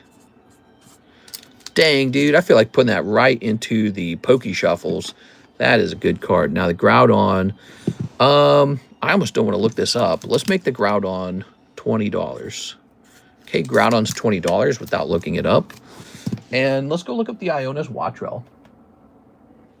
Iono's Wattrel 232. Ash doesn't have a dad, and Mr. Mime was the maid. They hooked up and had Ash. Yeah, I mean, it sounds goofy to say all that, like it's just a funny inside joke. But didn't Pokemon's original concept say that in the past, Pokemon and humans had like actual like marriage, sexual relationships with each other? That's actual lore, isn't it? There's a book in the Pokemon Red or Pokemon Blue that cited that, didn't it? Long time ago, Pokemon and humans had like relationships. Oops. I swear that's a thing. Okay, ready? Mr. said, I'm clever. You get the panties. 1, 2, 3, 4, 5, 6, 7, 8, 9, 10. Okay. We're going to say number 225. Ursaluna. And it's going to say T10. And it's going to say C. They did with Gardevoir. Gross, dude. All right. Okay. Giovanni is Ash's dad. You know, when you read the manga, I really don't think that's true. I think Giovanni is just a bad guy. That's how, so the original story is Red, Pokemon trainer Red, who one day becomes Ash when they produce an anime. They don't use Trainer Red anymore. They give him a real name. And when you look at how Giovanni originally behaves in that story, he's kind of just a traditional bad guy like Bowser and Mario. They're just looking for a guy who is bad. And so everyone wonders who Ash's father is. And since Giovanni's kind of like cool and, you know, he doesn't seem to have any kids, you go, maybe it's Giovanni. But no, based on the manga, it seems he was just designed to be a bad guy. So here are some rotations. Squirtle at $30. I'm pretty sure that's accurate already. That Squirtle is not about to change from $30. So let's check it though. Old Maid Squirtle. If you don't have one of these, they're absolutely amazing. You'll notice we have a ton of tag grading slabs. That's because I started grading 500 slabs at a time with them. We're going to slow down on that a little bit. Yeah, so this is going to be, so the PSA 10 on this card, the PSA 10, it appears to be $43. So he's going to get a dot now. He's been rotated. We're going to keep him at 30. He's a nice price. He is. Tentacool. This is not just Tentacool. This is square cut Tentacool. Take a closer look. You got a special thing going. Oh, I hate how the camera changes colors. So ugly. So, but look at that. He's a bright blue. The camera doesn't show it. So this is a full-on square cut Tentacool. And if you really zoom in, that is a corner of the guiding dot. So they did us dirty not calling it. Well, I guess it would have that. It's not necessarily off center, is it? But it is some kind of error, and they didn't call it an error. But come on, this is a square cut card. So we placed that at $75. I am not willing to budge on that. This is not a standard card. This is a specialty card. I'm also going to give that the check mark. It's a very unique card. Here's a Psyduck for 30 bucks. He could be underpriced, in fact. Again, we seem to have just come up with the cheap old maid price to see if they'll sell. Here is a Snorlax for $25 card, or $25 for the card. Let's drop this dramatically to $19. Okay, he gets a dot next to him. Good. Oh, I love this. So this Suicune from V-Star. Let's look this one up real fast. That's the kind of card where I like that to just sit around for a while because I think it's so good looking. Makes the table look exciting. Okay, so V-Star 215, right? 215. Makes the table exciting. Can I take the Groudon? Absolutely. Send in for him. Okay, give me a second. So he, in fact, is going up. He's going to go to $85. Really like this Suicune. 85. He's going to get a dot. He's going to get a check mark. Check mark means that it's a top card on the table from my perspective. Here are the check mark cards. We're going to make a video out of check mark cards. So look at this. These cards would make you envious, right? So we got nice Suicune from V-Star. That's only getting older. Square cut Tentacool, error card. Here's Pikachu Classic Collection. So good. I mean, it's just so good. Here's Snorlax Hyper Rare. It's cool. I mean, it reminds me of the past. Looks really pretty. And then this one's a doozy, man. I feel like raising this one right now to 140. The 25th anniversary Pikachu. Why even sell this is the question. I mean, I feel like I could just sit on this. I'm going to sit on it. So we're gonna raise the price on this Pikachu to 150. Why even sell this is the question, because once they announced the 30th anniversary, kind of like the Team Rocket collection. Remember Team Rocket? We knew there was a Team Rocket set coming, but by the time you could actually see the cards in the collection, people started going crazy on Team Rocket cards. So your chance on that Pikachu is changed a little bit. He's going to cost slightly more on the anticipation that he's almost certainly going to jump, I suspect. I could be wrong about that. If I'm wrong about it, just don't buy it. Here's Charmander. Here's Electivire 9. Here's a little Sylveon. And here is a Eevee. Let's go ahead and take a picture. Celebi is the best ever. Can I have a close-up from the Groudon? Hold on, let me take a picture here. So the Groudon has a tiny bump on his upper left corner. That's why he's a 9. And to me, it looks like it can be smoothed out. But the cost of smoothing, you know, breaking it open, smoothing it out, setting it back in, takes so much time and so much money that I'd rather just be rid of him. Rather just see him go away. He's not even worth the effort for me personally. I got too many other cards to sell that are already ready to go. That's really nice. Top tier card. All right. I need some Entei cards. Love you too, Troy. Hope you have a good day. Celebi is the best ever. Can I have a close-up from the Groudon? Do you have the Entei? I saw you had the Raikou and the Suicune. You talking about the poker cards? Let's see. What do we got going on over here? Let's hit refresh on the website. Let's see what the website's doing. Website is clear. Looks like we have a PayPal order in the queue. Okay. And what about the other two queues? Okay. Cash App is empty. And how about Zelle? Did you guys know my favorite form of payment is actually Zelle? Here's Jose Torres, and he says, Japanese Groudon slab. Oh, don't try to snatch the Groudon. He is gone. Here it is. I'm guessing I underpriced him because I didn't bother looking him up. But if you got him at a good price, I'm happy for you, Mr. Torres. Beautiful card. All right. Send in to, please check. Oh, you're saying you sent in at the same time. Okay, hold on. I did not consider that. So Joshua Whipple sent in. This was an hour ago. Let me hit refresh. 5 minutes ago. Oh, okay. Hold on, Jose Torres. It might not be yours. Lucas Launch sent in 3 minutes ago. He's correct. He did send his in first. I apologize, Jose Torres. I hope you're listening. You've got $20. I'm so sorry, man. He did beat you to it. I can take a picture and show you if you need any evidence in Discord, okay? We are always open-minded to that. When it comes to who got what first, we can take pictures and show it. All right, so let's grab this. That's my strict rules, is that I'll always provide photos and show you if you really want to know. We do that because it used to really matter with the live customs. Remember the live customs, how they were designed, where they would get like hotter, and then one person would be the one to snipe. Lucas Lunge. Maybe I should bring back another product like that. There you go. Write it in chat too. I have a shiny Celebi in 9. I love the fact that you guys have Celebi. Yeah, I like all Pokemons. Look at that. Ooh. So, Jose Torres, you've got 20 bucks. And Lucas Launch needs a $5 Poke Shuffle. You ready? So, here's the fat Poke Shuffle box. Oh, hi, Mark. 1, 2, 3. Boop. 1 rocket card. All right, no problem. Could have been a snipe if you were lucky. If you were a lucky duck. Mr. Mark, can I do a slab away on the Tag Chonky Chew? Tag Chonky Chew. You're talking about, I believe, the classic Pikachu. Here he is. And he's an excellent card.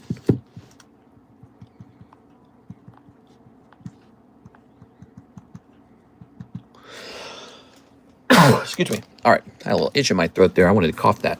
All right. So, Mr. Mark, if you can listen carefully, you can hear a hum in the background. Hear that? That's my air purifier running on overtime. I've turned it up. So, this shall say December, Mark Valerian, classic Pikachu. And it shall cost $130, and now 110 remains. That's not the right one. Oh, wrong one. Okay, give me a second, guys. Did you mean this one? He probably meant this one. Yes, so that will be a slight change in name. This one's going to say 25th Pikachu. And the name on it shall be 150. Now it's 130 remains, correct? It's got to be this one then. They're actually the same artwork, so you can see how you could confuse it. Mark J. Valerian. Okay. We should have something like the junk break, where I take a bunch of junk slabs that obviously nobody wants, and then put them into like some crazy big break where you could like walk away with all of them. Okay, let's set this one. Now this one's really good too, because he's the classic artwork for the same card. Heck, I mean, you could almost buy these together. If you wanted to suit these together, you could. Because where did we get this? Well, they took this artwork and they developed it into the full thing, didn't they? So, and they're both Japanese, so that would actually be a really interesting pairing if you put them together like that. Only if you wanted. It's nice that they're both done with tag, too. I didn't even think of that. These could be paired together. They're very nice. Okay. The original classic version of the card and the 25th anniversary version of the card. There it goes. He gets the check mark. I do think this is one of our best cards up on the table. Tossing this. Not much but 10 pounds more than what I started. Have a good night. I don't see any Celebes. What? That's not true. Biased, but Celebi is the best. Here's Pristine Iona's Wattrell. We've got Gengar. He's fresh. He just got priced. And here's Deerling. Deerling's not fresh. Deerling's been rotating. Here is the Raticate. He got repriced. This Squirtle, I don't know when we priced him. Let me go look it up. So this will say Poker Trump playing cards. Squirtle. Okay. And we have what? The red version? So there's green, green, red. Well, he goes up. He goes up in price to $250. So the poker cards, by the way, are popular. They're doing well. I'm I'm finding that cards like this squirrel that once upon a time used to sell for $60 are now getting priced above $200. I'm finding that the cards are selling. They're selling on eBay if they don't sell here on the table. But I'm also finding that they sell here on the table. So do I have a lot of them? Yes, because early on I purchased a bunch of them. When no one believed in them, I purchased a bunch. There it is. And so now I'm blessed with a whole bunch of poker cards. And they're just like a cash cow for me now. But you know, I purchased them all like 4 years ago. So I took a gamble on them 4 years ago when it would seem that they were junk. You see, when you take a gamble, you can't just buy one deck of them. You can't just buy 1 or 2 decks. You have to spend like 10, 20, 30,000. Works exactly the same way with crypto. Like if you're going to gamble on a crypto coin like Stinky Poop Butt coin, you can't just buy $1,000 of Stinky Poop Butt coin. If you want to see massive returns, you have to put in your life savings and then hope it goes up by like 50%. That's what I've done with the poker cards. I didn't buy like even 10, I think I bought like $50,000 of poker. And now, voila, the card is performing well over time. We're seeing prices driving up. We're seeing, you know, I saw that the latest Charizard price for the yellow deck was 1.6 thousand, and that would have to be imported, which means the real price is closer to 2. We're seeing these prices move up on the poker cards, and that is very, very healthy for me. I actually just sent out a fresh round of Pokemon poker cards to grade with the latest PSA submission, so that'll be coming back. It's so cold outside. Thank you, Ukrainian Blood, for the rescue. Celebees, Mr. Show My Celebee. He's got a Celebee, but it's in Discord. I think I can show it from his Discord profile real fast. Give me a second here. So this is a private channel in Discord. He bought this earlier for a hefty price, but that does not matter if it keeps moving up in price. Oh, yeah, look, there's that Raichu, by the way. Remember that Raichu? So you guys saw that that was a CGC Raichu we had bought. Da-da-da-da, there it is. So this is CS Man's Shining Celebi, PSA 10. Pretty cool. He bought that for like 7.5, I think. Was it 7.5? What are these Shining Pokemon cards going for now? It seems like a lot. And it is. I mean, he bought it at the top of the market, and it can fall back down. But it won't matter in the long run because in the long run, it's going to go way above 7.5. It will. Let's see. You can't even find one for sale now. And let me check last sold. Okay, last sold was on November for 6K, which after taxes will feel closer to almost 7. Maybe about 6.7. So pretty close. Here we are. That's a very healthy sign. What's most important to note is that there's none for sale online. So that's a very important sign for that card, because what that means is if somebody wants one, they have to admit that they just can't have it. There's none for sale. So anytime a card has none of them for sale online, that's a very aggressive sign. I bought it for 5.8. Okay, you hear that, guys? He got it from me for 5.8. He's doing just fine. It only took a couple months for the card to sell for more than he paid for it. That's pretty good. You know, it's funny because when I priced up the Celebi, notably at the time, a lot of people felt that that Celebi was kind of expensive. I think even you thought about that, right, Mr. CSman? You thought, hey, you know, that's kind of expensive. And look at us now. It just took a little bit of time. He's up. But I knew he was going to be like that because he's one of those cards that's been going up the whole time. And the question becomes, why even sell that? But I take the cash and I roll it over into something new. And so, like, for example, you know, you made that purchase and later on I made this purchase. So it's kind of like I traded my Celebi away and I'm picking up a little Tyranitar that I'm in love with. Now, I paid $14,000 for this. And it could go below 14 pretty easily, in my opinion. Actually, I should watch it, because if one ever gets that cheap, maybe I should buy 2 of them and just hold 2 of them. I'm not against holding 2 of these now that I own 1 of them. But let me take a quick look. Shining Tyranitar. Shining Tyranitar. You ready? So, let's see. Is there a Japanese one? So there's not a Japanese one for sale at all. And the cheapest first edition Shining Tyranitar. So this is the English version, which is way more populated. Here it is. So the cheapest English version, 13.8 Pretty good. I bought my first PSA 10 first edition Shining Tyranitar for, guess what, $800. Can you even believe this? $800. One of the earliest cards I bought. One of the earliest cards I bought when I got back into it. Bought it for $800. David Adams sold it to me. And look at this. Here's the... Wait, is this a separate one from mine? That says September 30th.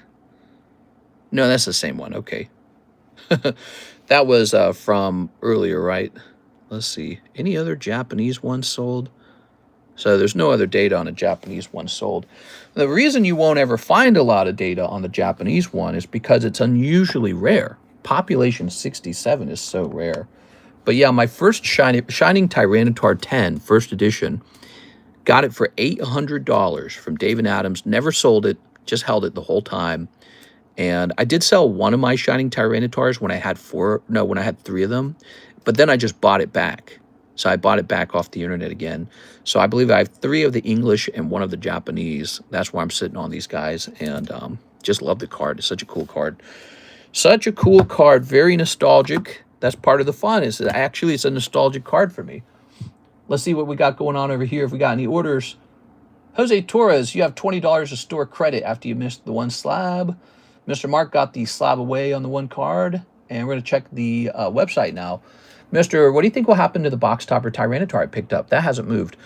It's a fantastic card, dude. That one will move. That one will 100% move, in my opinion. So here's Nathan Norman. $50 for 2 customs, $44 for the pack split. Mr. Nathan, how you doing, Nathan? So $44 for the pack split.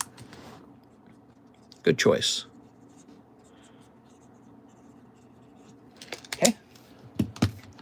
Okay. Jumping over here. I don't really have my next card considered, like what I'm going after next. I don't really know what I should grab. I like all these modern cards getting printed. They're really cool. I might just grab some modern stuff and let it get old as well.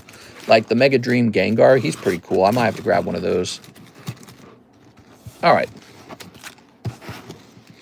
1, 2, 3. And you ordered how many? 2 customs. There we go. 2.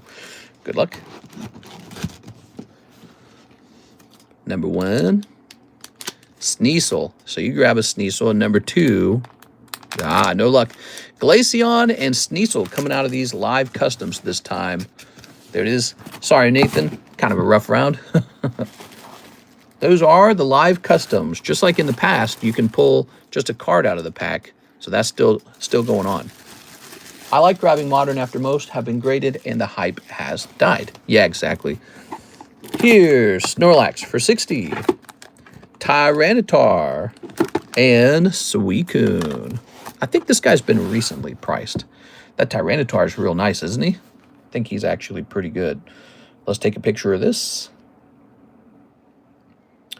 So under all slabs, we're going to take a picture. Okay, good. It says all slabs, but technically it's not all of them. What do we have here? We've got the Mark giveaway. Let's hand out some spots. I'm going to put Nathan Norman in there. Thanks, Nathan. Nathan Norman. Is Mr. NHCC here? Nathan Norman.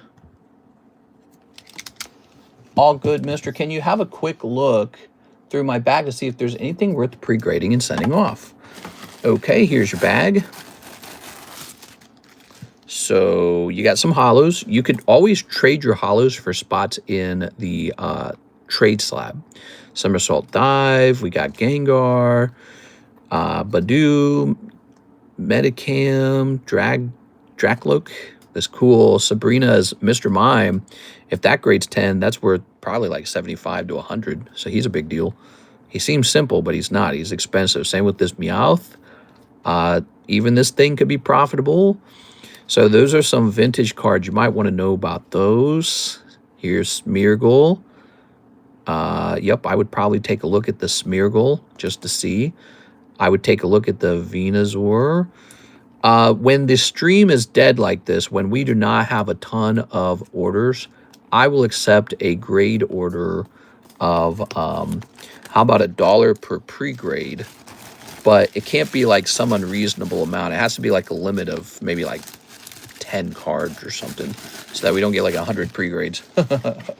So anytime the stream's real slow, which should be defined by, you know, I'm sitting here for a little while and no orders have come in, that should be defined as a slow stream. Here we have an order from Tahua. What's up, man?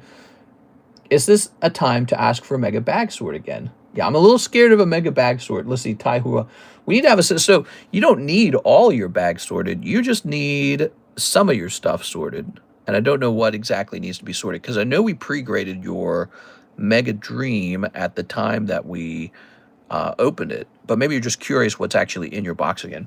Here's Tahua. He wants the Tag 10 Squirtle Old Maid and shipping. No bags, 6 slabs. One of the slabs was a giveaway with the YouTube name. Ah, good job. Good job. You told me everything I needed to know. All right, beautiful card.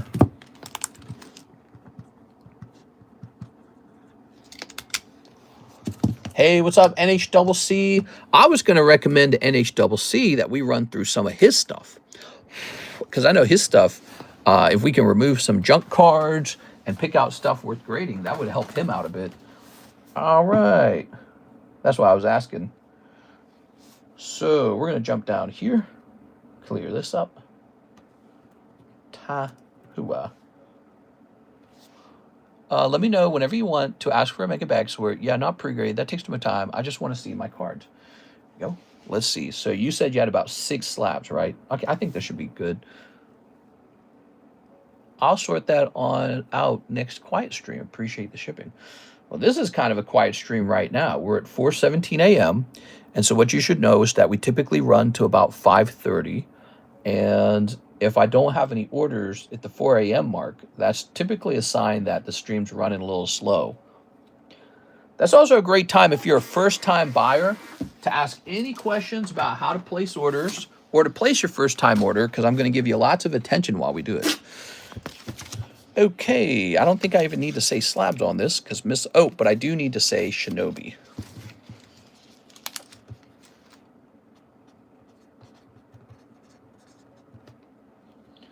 Shinobi NSX, is that right? Hold on, let me see.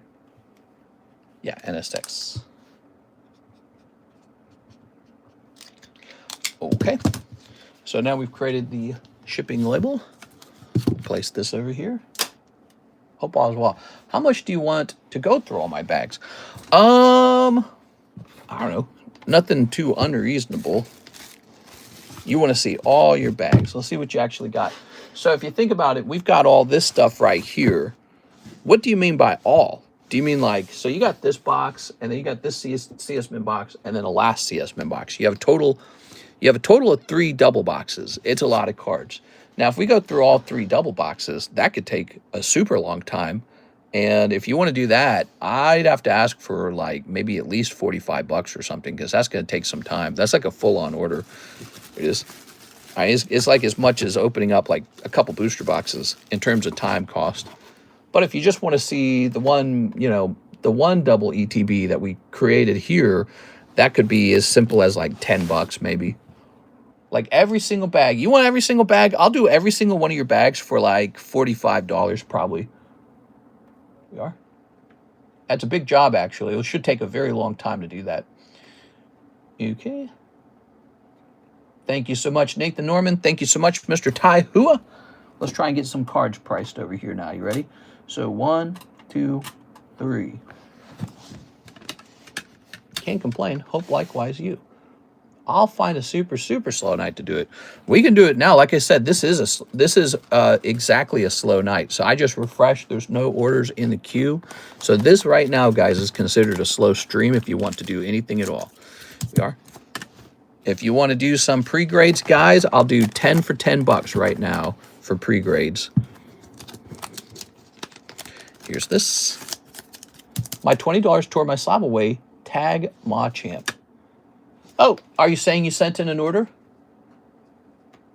Mr. Giovanni Torres? Oh, you're Jose Torres. Haha. Yes, sir. You got it. You got it. So we're going to click on this. Santos. Let's see. Joy Maycumber, Jose Arredondo, Jose Aquiles, Jose Santos, Joy Albrecht, Jose Domingos, Jose Rem. So are you under Giovanni? Are you under two different names? I don't see that either. Let me look at it again. Giovanni Torres, awesome. Let me find Machamp, maybe. Machamp? Oh, so it's under Santos in here. So that we got to be careful with that, with how this is named. Oh, it's Jose T. Santos. I bet it's Jose Torres Santos. Okay, here you go, 190. So 190 remains. Yeah, I might want to be careful with that. I'm going to add that to it. I'm going to say that Torres is part of the name because we want to kind of give ourselves a chance to figure this out next time. There we go. All right. It's under Jose Santos. No problem. We figured that out. And here's Blue Bazura. Blah, blah, blah, blah, blah. Okay. See, as you got hella bags. He's got a lot of bags. You got a lot of bags too, actually. You both do. It is. And we can work on either person's stuff. There we go. Mr. CS-Man is saying he wants to send in perhaps for a big bag sort, and I'm willing to do that. If it's a slow night, we can do a lot of different things. Good night for trading. By the way, you know, we've got the trade slab, which is $4 to buy into or $4 to trade into. But you don't have to be confined to that one slab. Let's say you wanted this Raticate right here. Is a $60 card. I'll make you a trade for that too. That's possible too. I just sent, says Mr. CS-Man. Giovanni says, thank you. Thank you, Mr. Giovanni. I appreciate it, man. So let me finish this first. Classic Japanese Zapdos. Dude, I'm hungry. The only thing I ate before we went live, I ate a small bowl of like broccoli and chicken. I want some junk food, man. It is. I want like some food, you know what I'm saying? Broccoli and chicken is good for you, but it's not satisfying. All right, Charmeleon. You can buy little frozen meals. You can buy little frozen meals where it's like frozen chicken and broccoli, and it's very simple. We've been getting into that lately.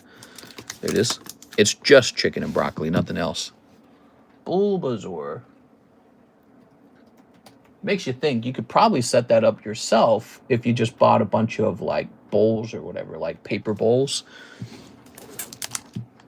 All right, and this one shall be $59. So as you can see, once it becomes the desirable Pokemon, the price spikes. Price goes much higher than the other classic collection cards.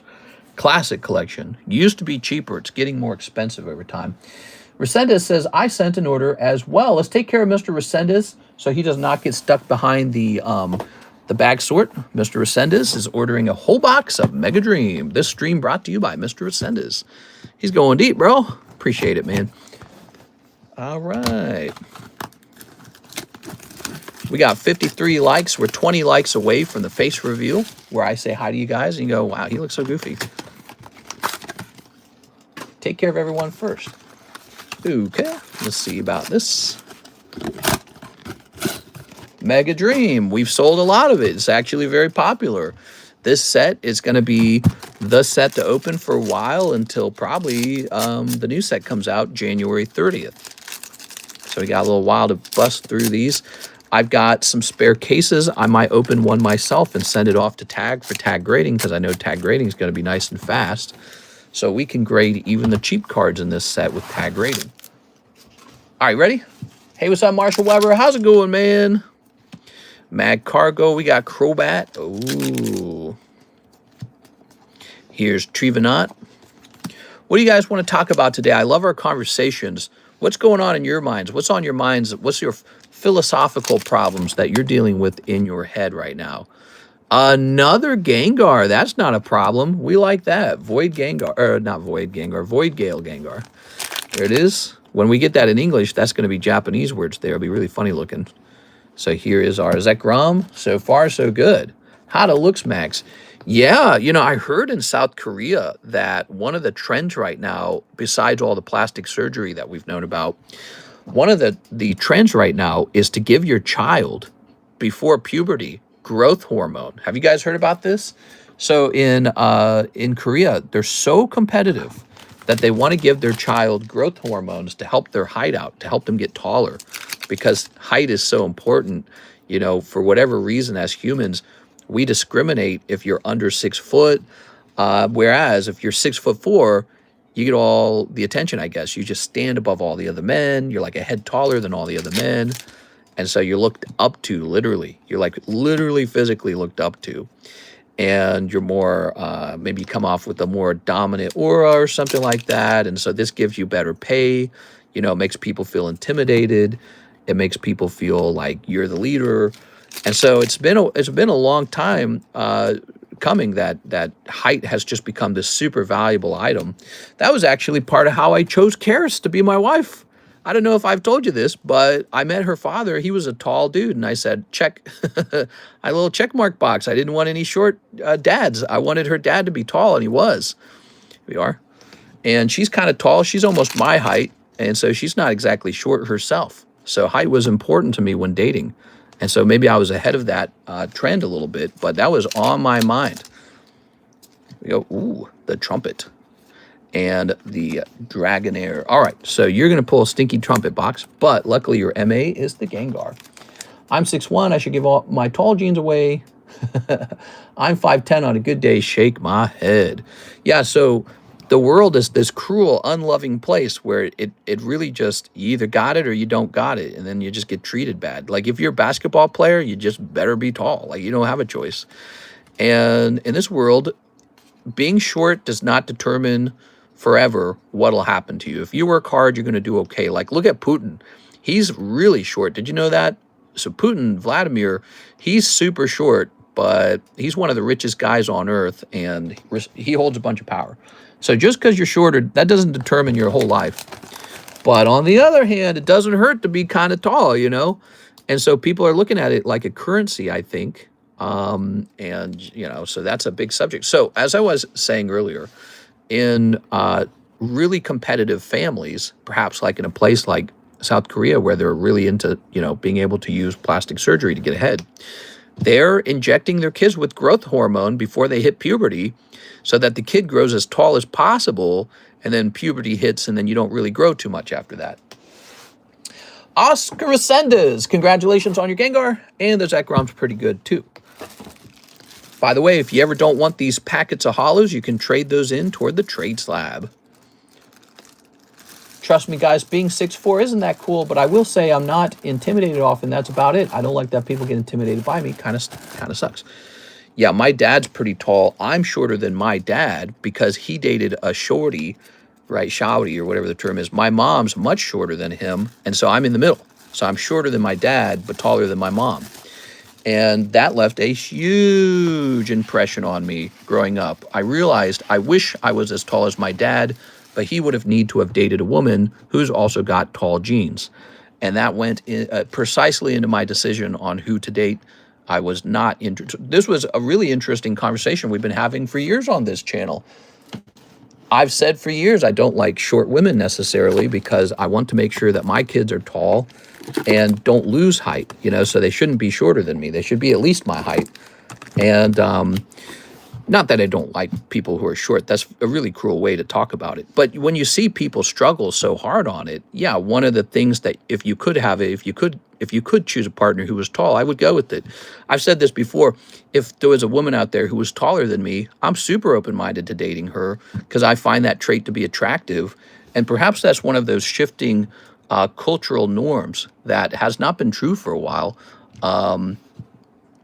but maybe it's becoming more true over time as people start to look, Max, right? They start to look at a girl who's a bit taller, and instead of being intimidated by it, they go, oh, that's an asset. That's a good thing. All right, I think I want to slab away a few weeks ago under Giovanni Therese. Can you put it in with the rest of my stuff? I don't want to forget. So that slab would have Giovanni Therese on the back of it. And when you order shipping, you will want to say, don't forget, I have one called Giovanni Therese. Okay, and so what we can do, I'll leave a note for Alexis at that point to tell her to get Giovanni Therese. All right, climb that tree, mister. Well, I am still taller than I'm still taller than Miss Karis, but her dad, like, he like lumbers over me. He's like a good 2 heads taller than me. He's super tall. So her dad's super duper tall. He's probably like 6'6" or 6.4 or 6'4". He's super, super tall. And her brother's taller than me as well. And then my dad's a bit taller than me, not a whole lot taller, maybe less than a full head taller. So I come in at 6 foot, and I think that having height is a competitive advantage. And so I don't know. So I go, all right, so that's a good thing. We want more of it, not less of it. Mr. CS Man, could you separate Roaring Skies bag? Because I'm going to keep opening that for now. All right, so here goes. The Roaring Skies bag. Let's see. All tall ladies are nice. Climb that tree. Need a step stool to hit it. Too bad he's demented. I'm 6'2". Sometimes I wish I was taller. 6'2's tall already, in my opinion. 6'2's great. 6'2's like in a sweet spot. Nothing wrong with the 6'2". I'm 6 foot, and I'm pretty happy with 6 foot. If I was just shorter than that, I would be annoyed. I had a doctor measure my height because I'd never measured it before, because for most of my life, that kind of stuff did not matter. And I was already married to Karis by the time I measured myself. But like in our family, we never cared about that kind of stuff. No one talked about it. Height did not matter for most of my life. But it was just more recently, with the prolific nature of online dating, all of a sudden your stats start to matter. How's your face look? How's your body look? How's your height? How's your income? So people don't give you a chance unless you meet a certain sort of like standard that they might make up in their head. Like, I'm only going to date guys who are over 6'2", or I'm only going to date guys who make over 6 figure, you know, these kind of made up ideas. They come up with these made up ideas and then they stick to them. And so they just scroll past you on the dating app. And it's a very scary reality.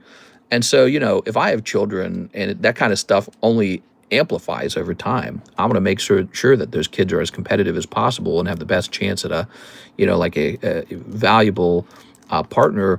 You know, I want them rubbing shoulders and having a shot at marrying up perhaps, or, you know, so I'm kind of like a tiger mom to a certain degree. I'm like a tiger mom over here. My brain just constantly thinks about what has to be done next in order for our kids to do well or to survive. And I don't even have kids yet, but I'm just saying my brain works that way.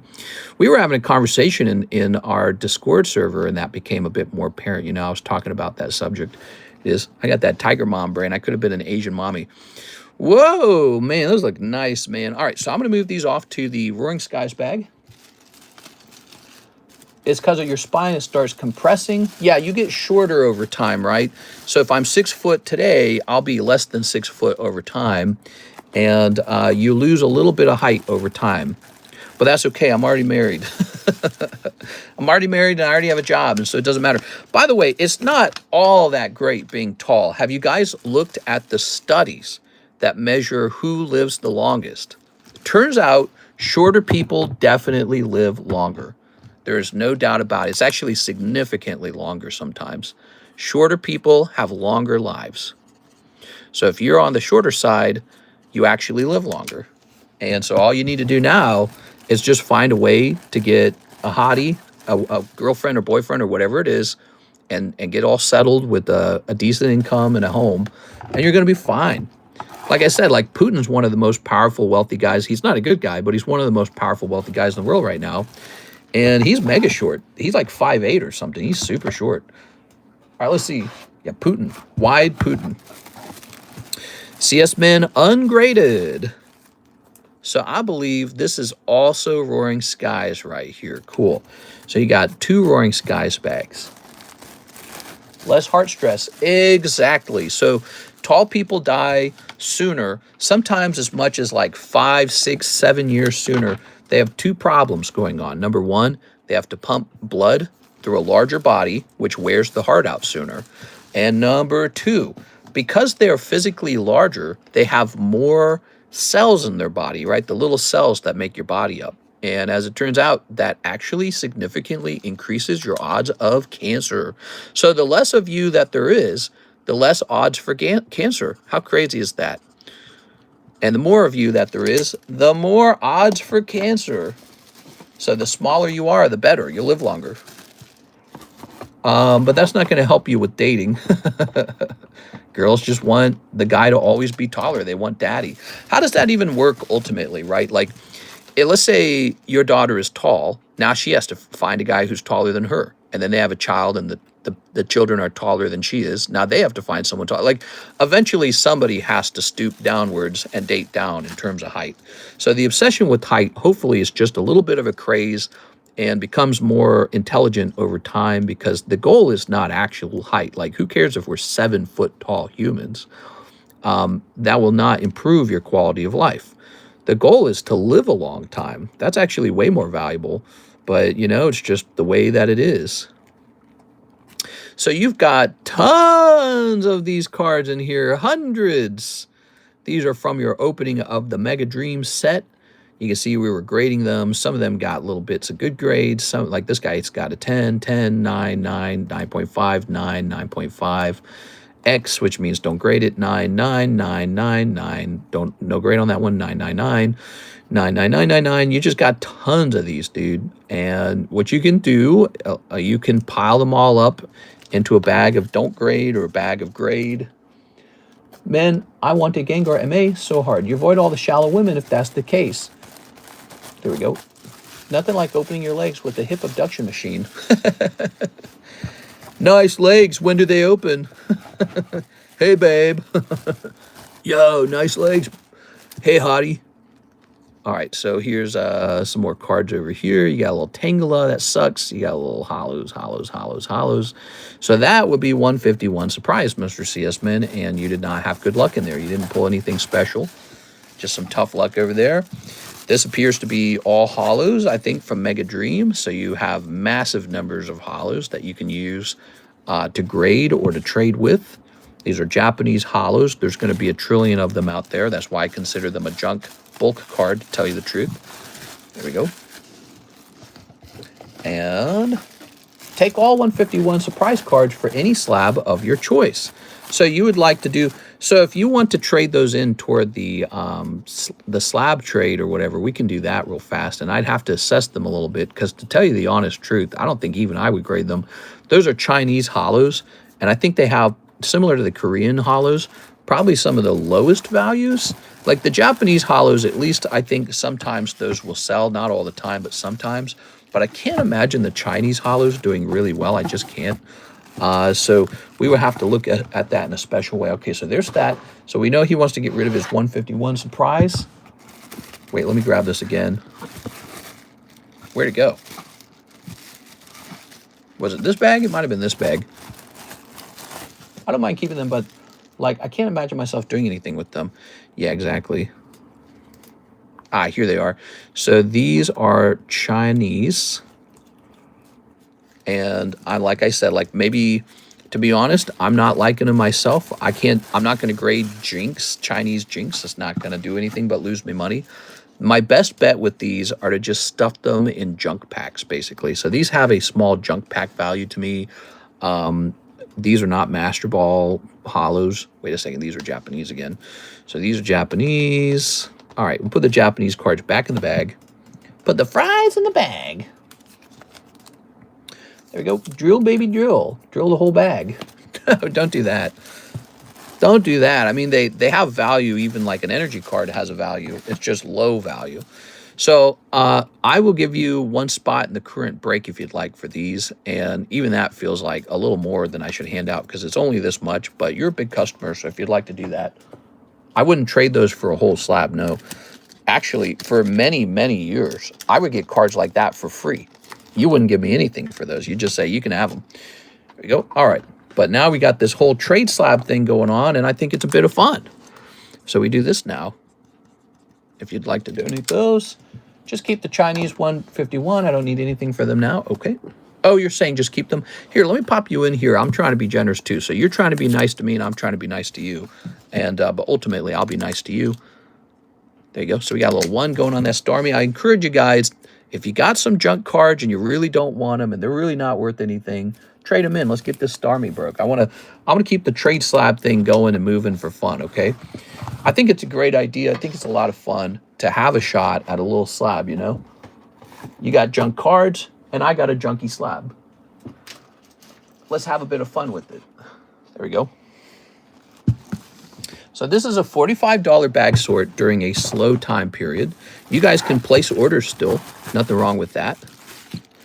All right, so what we're going to do, we're going to get some of these hollows put together into one big pile for you.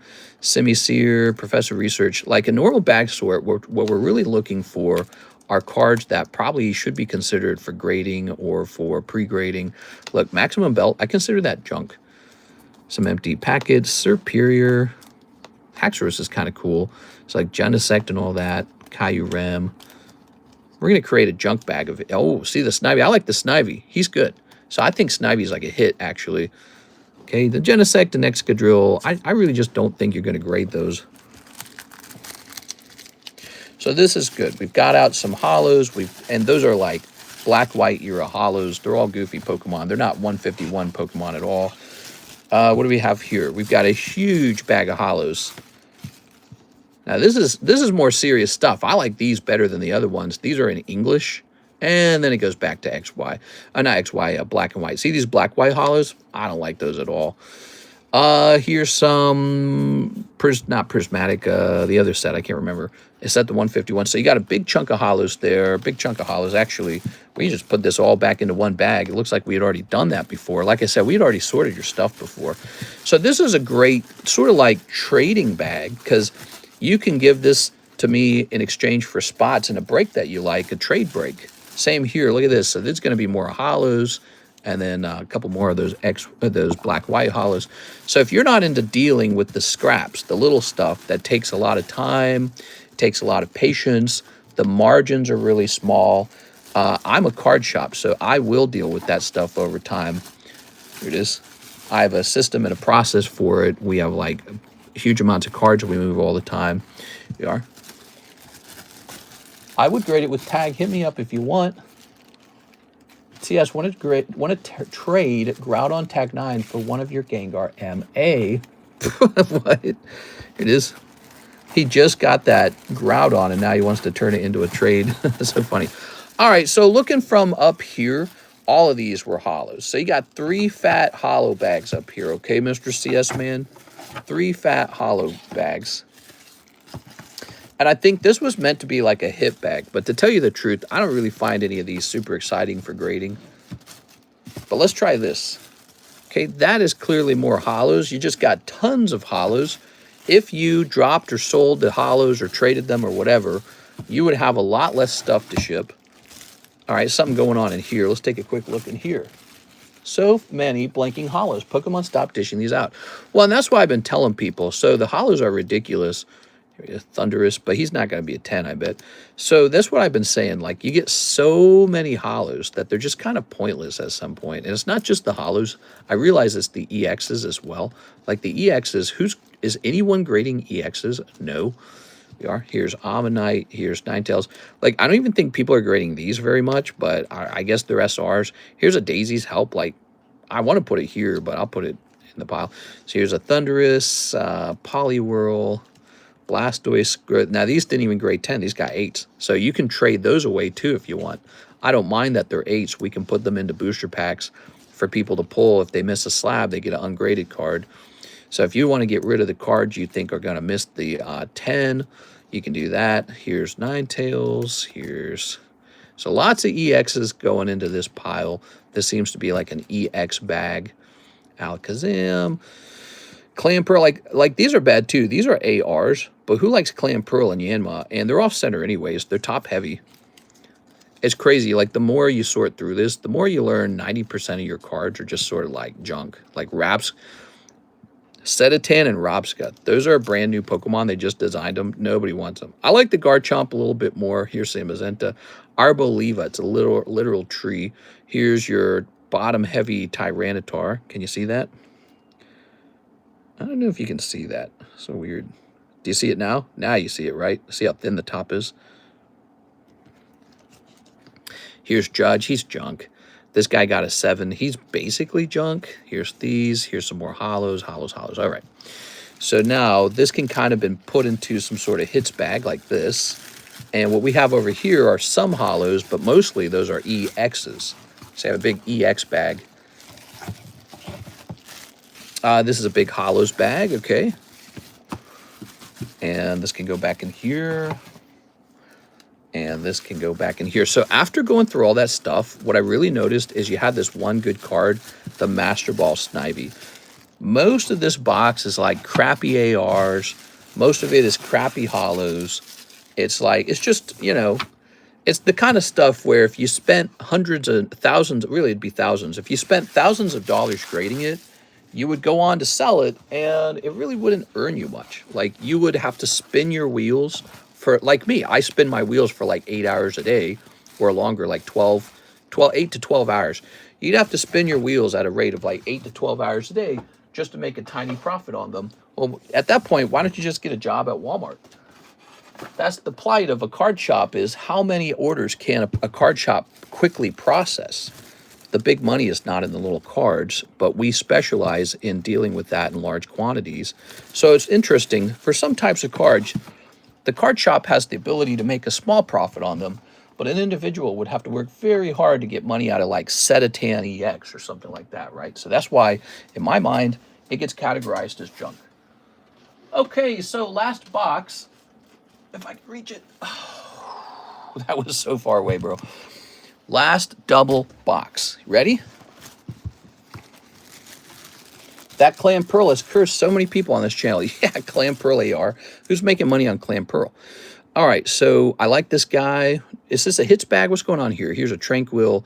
So these are like, they're not like hits, right? Like they're just okay. Like this is just nice hollow. This is Poniard. And this is Tranquil, but it appears to be in this bag because it's not hollows. Gyarados, which got an 8. This got a 10. All right, so that got a 10. I'll put that aside for you, okay? 8, 8, 8. Some hollows, some more hollows. This is a sort of hits bag. Look, that's an 8. You've already had me look through this for the most part. Now, this is junk. It's Patrick and Friends. I feel like the training course is junk. Look at Cramorant. He's junk. Chinchino. That's nice. I like this card right here, actually. I'm going to put this over here. That comes out of what? Black Flame? I actually really like that card. Tangela, I don't know. It's like a Master Ball Muck. Oh, I like I love this. If this guy can grade 10, I actually suspect he has some value, okay? Ooh, Pikachu got 9.5. So that means I'm skeptical about its ability to grade 10, and that I lead toward a... and this card here, even though it's a 9, it's actually still a hit. And this is a 10. That's good. This is an 8. It's kind of good. This is a 10. This one's good. This one looks like it's never been pre-graded. This is 10 minus, 10 minus, 10 minus, 9.5 plus, 10 minus, 10 minus, 9.5 plus. So you got, this is clearly a hits bag. What you have here is a hits bag. All right, so I'll put this over here. I don't know about all of these. I really don't think they're that great. Like Lion Hunter, I don't think so. Let's give you a free pre-grade on your bird here, the Roaring Moon. If you guys send in an order, let me know so that I can take care of it, okay? There's a dot on the back of the card. So I am skeptical with this one. It's close. Let's get a zoom. Okay. Is that dust? I'm going to have to test it, okay? You ready? Okay, that appears to be a scratch. And then the other thing is this guy right here. I don't think that would fail a 10. However, it lowers the quality of your 10. It turns it into a weak 10. All right, so my overall thoughts on this card, definitely something like a 9.5 plus. This small scratch on the back may be ignored. I'll give it a, yeah, I'm going to give it 9.5 plus. I think he's close. If he was mine, guess what? I would totally send a card like this out, even though he could come back 9. I still grade him. So 9.5 pluses do get graded. We know that there's 2 flaws, a dot and a scratch. Those can still grade 10. That's what you need to understand. So if you see me hand out a 9.5, it doesn't mean that now that card has absolutely no chance. It means it's pretty good. And sometimes you get 9s and it's annoying. And should we put this into a bag that says hits? I feel like this should go into a bag called hits. Okay. Oh, my hopes. Grab this. I grab this. Put it back in here like this. These are like mid-tier. This is S tier, this is A tier, that kind of stuff, you know, or A tier, B tier. All right, what we got here? Bunch of pre-graded stickers, pretty rough, hard to get good stickers. These are all pre-graded too. Yikes. Yikes. Ow. Ooh. Ooh.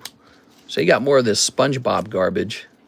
The SpongeBobs, I mean, there's a reason why I handed them out for free. They're just like, they're definitely SpongeBob. Some of these are not even hollow, so that's all junk for sure. What's in here? 2022. I suspect those are just some junks. All right. But these are actually all pre-graded. They're all surprisingly junky. Yeah, the more you look into it, the more you realize, you know, you got all these cards that are just kind of clogging up your bags and stuff. Tons more stickers. Millions must sticker. All right, these are ungraded stickers that I deemed unworthy. What you might call junk stickers, but they're not truly junk, right? These are vintage stickers. There could be some serious cards in here that could grade 10, okay? Like, look at that Graveler. He could be a 10, and if you take the time and you grade him and you get him listed on eBay, he might sell for 60 bucks as a 10, and that might yield you like 20 bucks of profit in the end. I don't know. Just takes a lot of time, a lot of patience, and a whole lot of capital and a desire to take a risk. You got to want to risk it. You say, you know what? This card might only make me $20 of profit, but I'm going to risk it. And it might sit there for 2 years before it sells, but I'm gonna risk it. I'm gonna put $40 in and expect $60 back out. And if that goes well, then that's acceptable within 1 year. It's like an investment, right? Okay, what do we have over here? These stickers give me PTSD. There's more to open. I opened those and grade them myself. Those are good. Okay, more of this stuff, more EXs. This is looking to be like a junk bag. Lots of EXs, lots of yellow. So this is bulk is what it is. So you open like Crimson or whatever you might have opened. And then what you said is, okay, I'll keep, well, I must have probably kept those yellow borders for you as just a default thing. After a certain price, you just keep the bulk no matter what. Okay, we've got some more of the Chinese cards, just a couple of them, not too many. Lot of EXs, more hollows. Here's some cool Minecraft stuff. That's fun. Some of the Simpsons. You opened up a bunch of the Simpsons, apparently. The Simpsons. So those pack toppers, sometimes those are worth hundreds of dollars if they grade 10. They often do not grade 10. That's the problem. These are some pre-graded cards that are normally good, but they got tough grades. Now, you can wait for these to come back home and you can reassess them yourself at your own leisure. You can decide, you know, this 9's looking kind of nice. I'm going to send it out. If you ever want to trade them, though, you can also ask me about that, too. I'm open-minded to trades on these old 9's.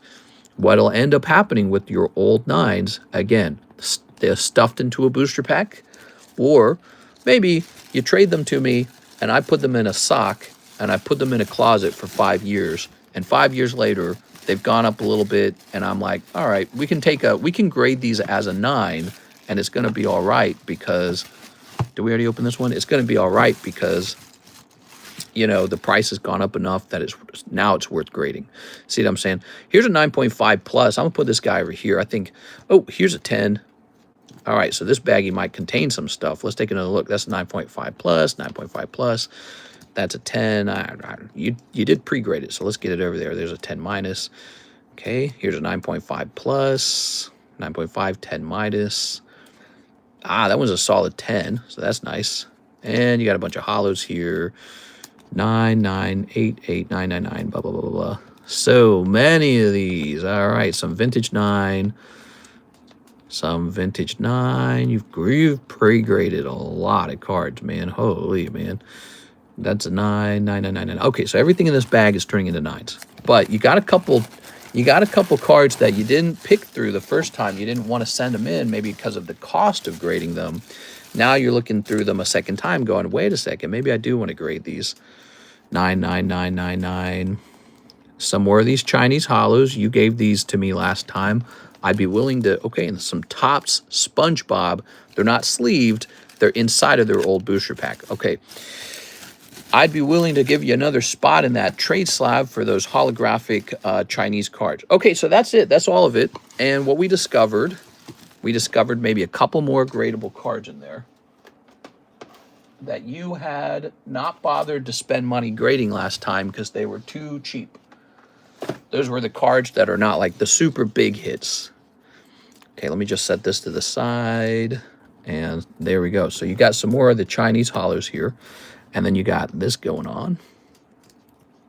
9.5 plus, 9.5 plus, 10, 9.5 plus. The 9.5 plus says there's a small chance, like 25% chance, it gets turned into a 10. 10 minus is more like there's a 75% chance it gets turned into a 10. Okay, so there you go. Putting those together in there. What did he say about these? Keep the Chinese cards. You're telling me to keep them or you to keep them? I think you're telling me to keep them. So I'm going to put these over here and give you another spot in the Stormy. For fun. So now you got 2 spots in the Stormy. There's 3 spots left, guys. You can directly buy into the trade slab for $4. Oh, Corn Rules is cracking out all the Christmas emojis. Ho, ho, ho. Where's Santa Russ? We need Santa Russ. Javier Arroyo.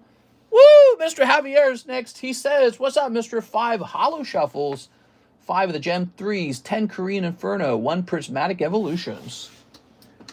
You had a lot of cards there. You know, you got cards already sent off to, like, tag and stuff like that, PSA, and those will return eventually. They take a while, but they will return.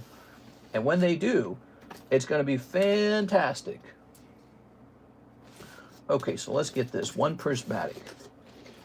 We got 1 Prismatic right here.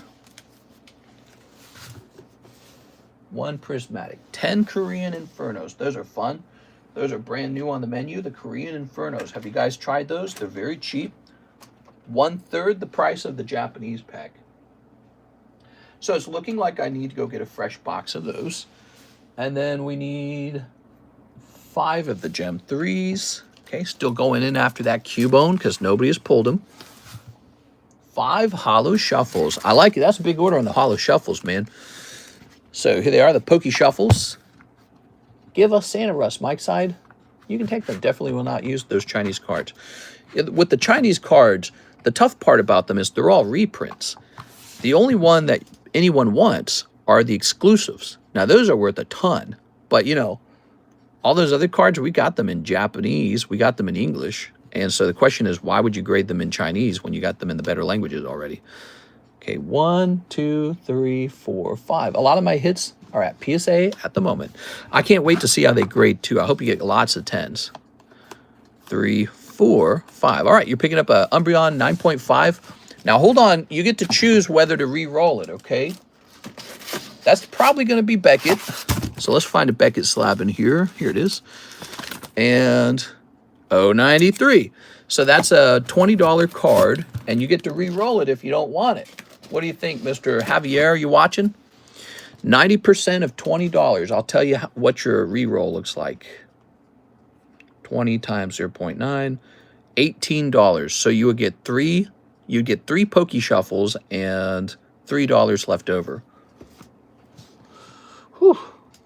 Give us Christmas jingles, TCC, like when you sang Silver Lance. Do we have anything on the menu at all that has the word silver in it?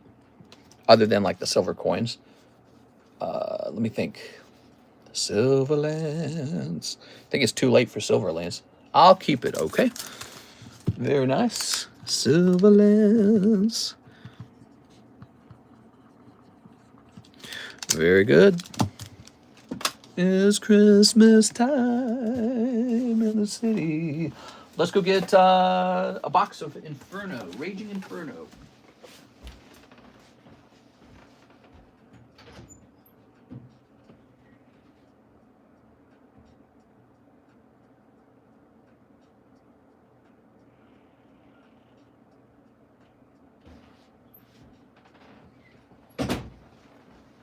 City sidewalks, blah, blah, blah, blah, and your booty cheeks. We didn't already have an open box of this. I feel like we should have. Well, I don't see it, so I guess we don't. Okay. That's fine. Ooh. It's Rockstar Nihal. Hey, what's up, Mr. Rockstar? Please, bro. Please, bro. Meow, meow, meow, meow, meow, meow. Meow, meow, meow, meow, meow, meow. Meow, meow, meow, meow. Actually, can you give it to Mr. Ivan? Give the card to Ivan Rodriguez. Okay. From Javier to Ivan. That's really nice. Ivan's having really a lot of hardships in life right now. Okay. We want him to get better, and we want his mom to get better. Here it is. I'm a little, you know, what's the word? I'm a little cautious on my optimism toward his mom's situation. I didn't know that she was, you know, in a coma or whatever for a while from like a brain bleed or whatever it was. And I don't like the way that sounds. That sounds pretty bad. So, you know, if he loses his mom, he should come hang out, and we'll just hang out with them. Here's 5 of these. You know, it happens. It comes to us all. And so, you know, it's got to happen one day, but that's a pretty tough story. I watched my mom lose her mom, so I know it's really tough. Here's 5, and here's 5. Maybe she wakes up out of the coma. Maybe she makes a full recovery. I'd like to see that. And so you have to keep wishing and praying for that. But ultimately, you know, the clock's ticking. It just goes on. Something happens one day, and that's your life changes. And anyways, but that's a tough story. And a lot of the people in here have lost a parent too, so he's not alone on that. Lots of people in here have had the death of a parent or a grandparent, perhaps recently. I know that for a fact because I've heard your stories already. I know a lot of your guys' stories over these years. You know, we talk so much. Like, I know I open Pokemon cards, but I also like to know about you guys. And so I've heard all your stories, most of you. And we've got some cancer survivors in our group. Did you guys know that? A couple of them. And we've had people who have lost parents recently. People who have had children recently. There we go. All right, ready? Here goes. I am worried about Ivan's mom. Yeah. Yeah, I heard about that, and I thought it over, and I was like, that's not good. Here's Teal Mask, Ogre Pond. I think when it comes to like serious falls and maybe like a brain bleed, when you're young, it's much better odds that you defeat the issue, that your body heals and recovers. It gets tougher with time. And what's sad is she actually stopped in and talked to us just before this accident occurred, apparently. So that's real sad. Here's Lichen Rock. Let's see. I hope he gets better. Yeah, I hope Mr. Ivan gets better too. He's got a thing going on. Here's Lichen Rock. Here's Gardevoir. And here's Houndoom. All right. I think Ivan will be okay. I think he fights through his health thing. There we go. I don't know about his mom, though. I'm worried about that. All right.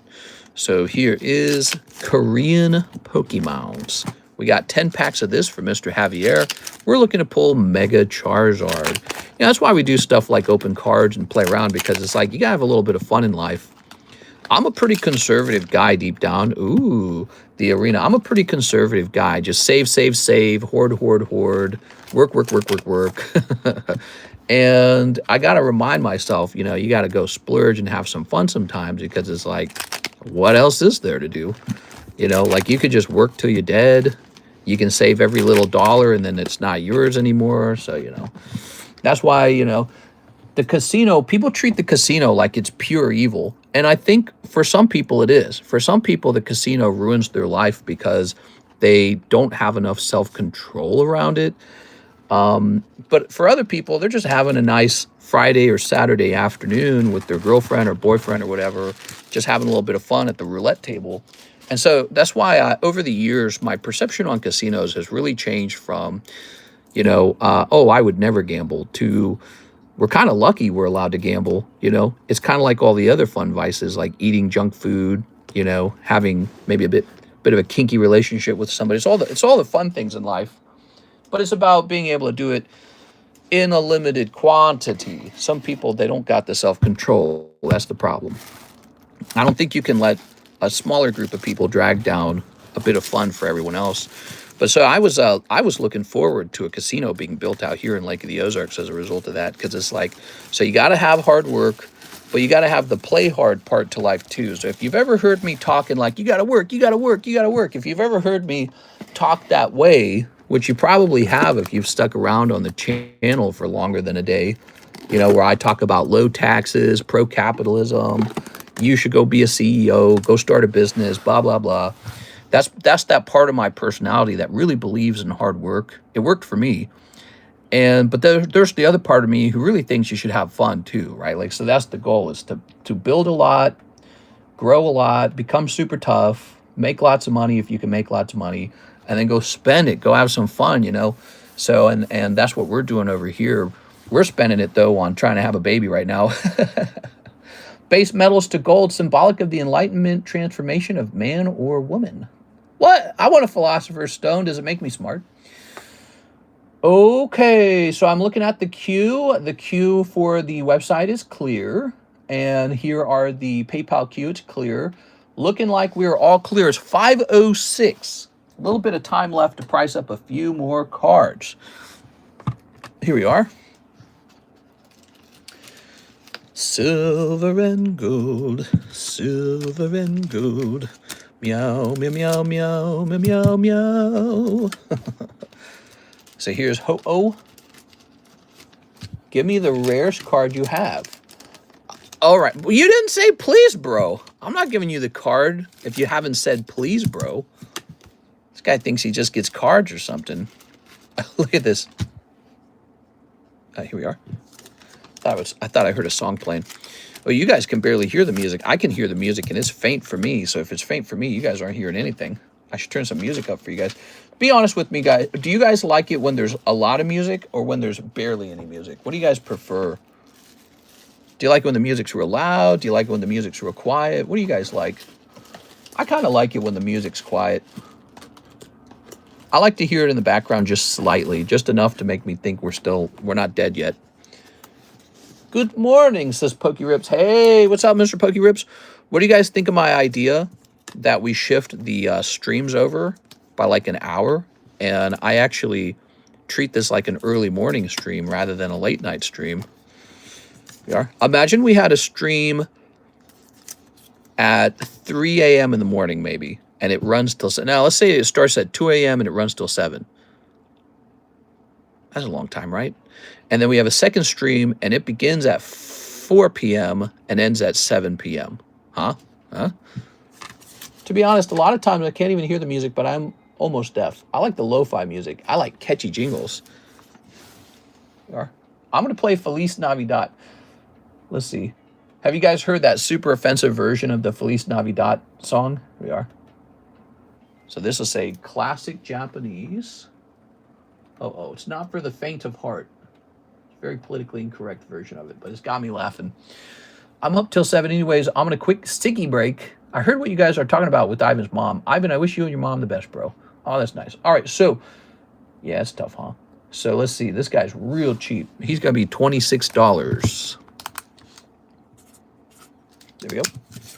Anything to get me through the sauna. Now, here is Clefairy 9.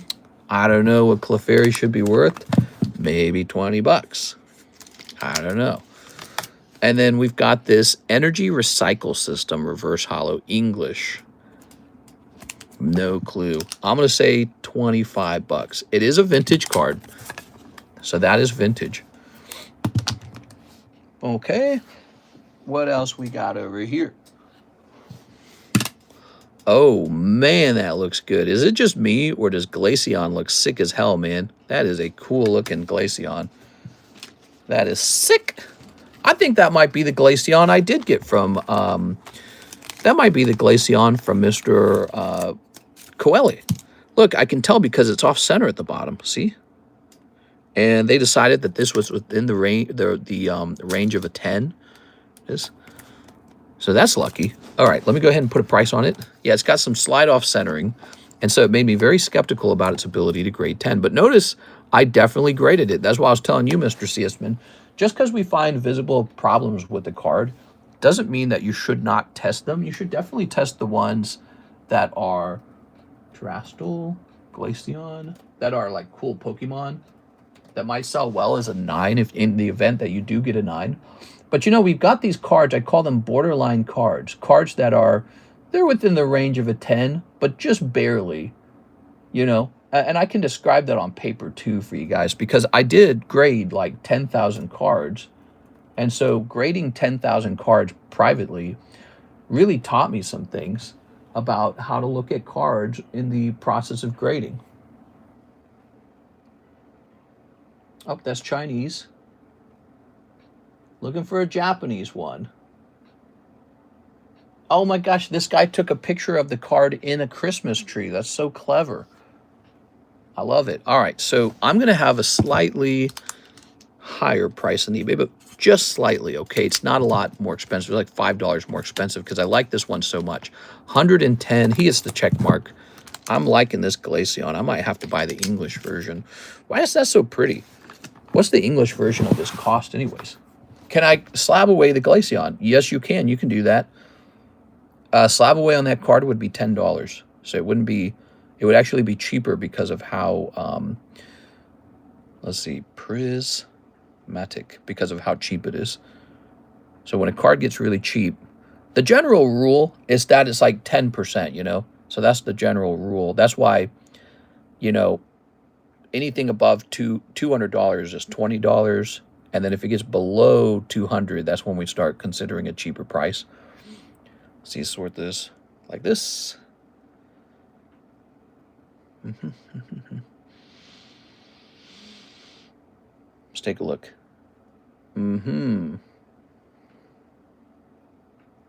Yeah, I gotta admit, the Glaceon in this set is cool looking.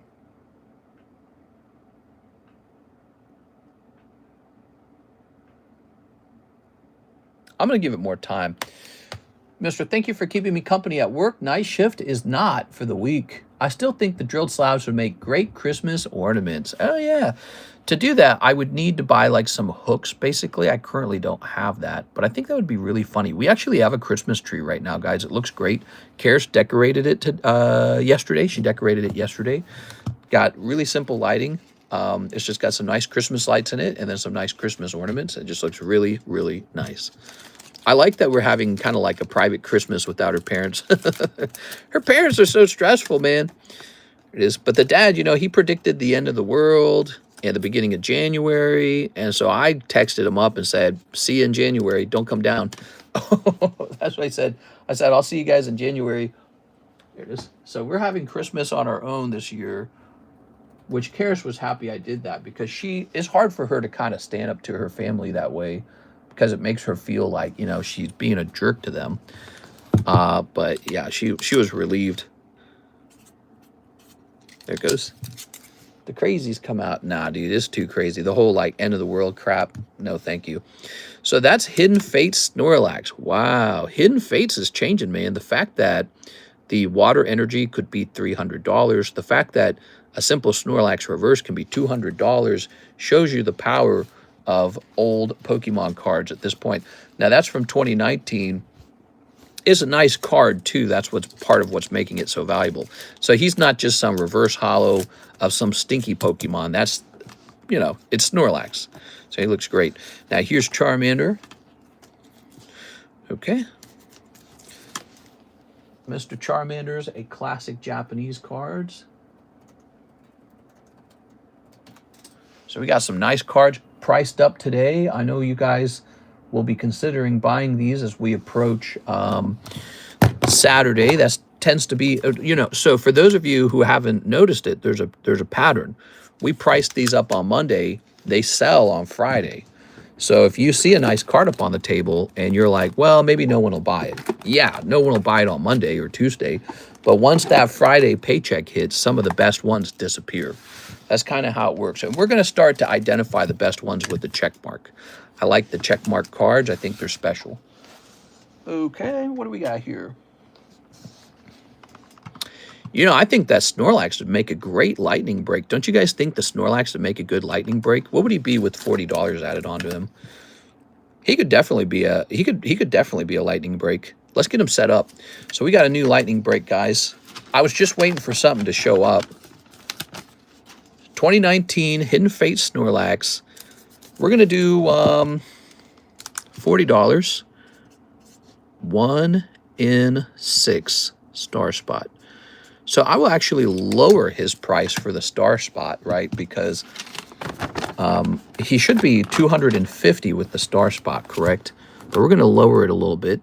And you could be the owner of this nice Hidden Fates Snorlax. And the fact that he's in a tag slab is so nice, because one of the things about the tag slabs is how nice they display. And so especially for cards like reverse hollows, where people are not quite as concerned with who graded it, but the appearance of the card matters a lot. This is perfect, actually. Take a look at how nice it looks. Look at how nice the glass-like slab displays the reverse hollow. So that's what it's all about. Like, the shininess of the card comes through in the tag holder. So that's nice. The price is good. The card is good.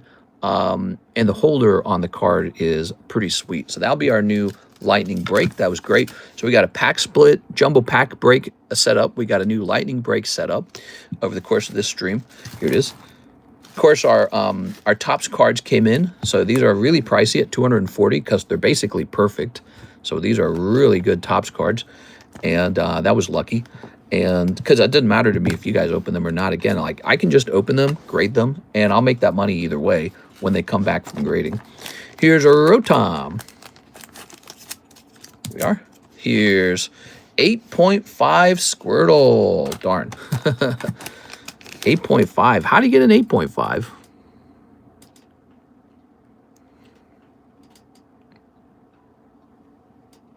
Not even a 9, huh?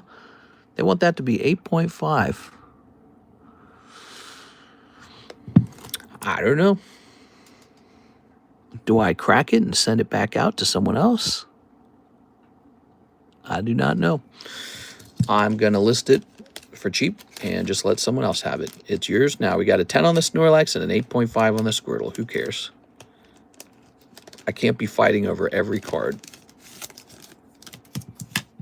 Okay. One day when that Squirtle is worth $200, somebody will crack it and regrade it. He looks pretty clean to me. Okay, there's a Squirtle 10. So here's a nice thing going on. We got a Squirtle, Charmander, and Bulbasaur up on the table. You can group them together and place them into one slab away if you'd like to do that. We do allow that. And so I'll get them and pull them to the front of the screen for somebody who might be interested in doing that kind of situation. So Rotom. First of all, let's get this Squirtle price. Squirtle, Squirtle, Ninja Turtle. He is going to be $74, but we're just going to make him 70. Now let's make him 74. I know my worth. All right, and then this guy's going to be 19. That's too bad. They could have both been worth the 74. Now the Rotom, he's from what? Heat Wave? Heat Wave Rotom it is. Now we're going to say Rotom, and then we're going to say 074. Okay. Boy, my job is just to sort of sit around and price cards all day, isn't it? That's what I really do. My whole life is just card pricing, isn't it? All right, now, give me a moment. Let's grab the 3 of these starters so I can impress you guys with these starters, because I know you're going to get horny when you see this. I know you're going to be physically aroused. Okay, you ready? Because I know what you guys like to see.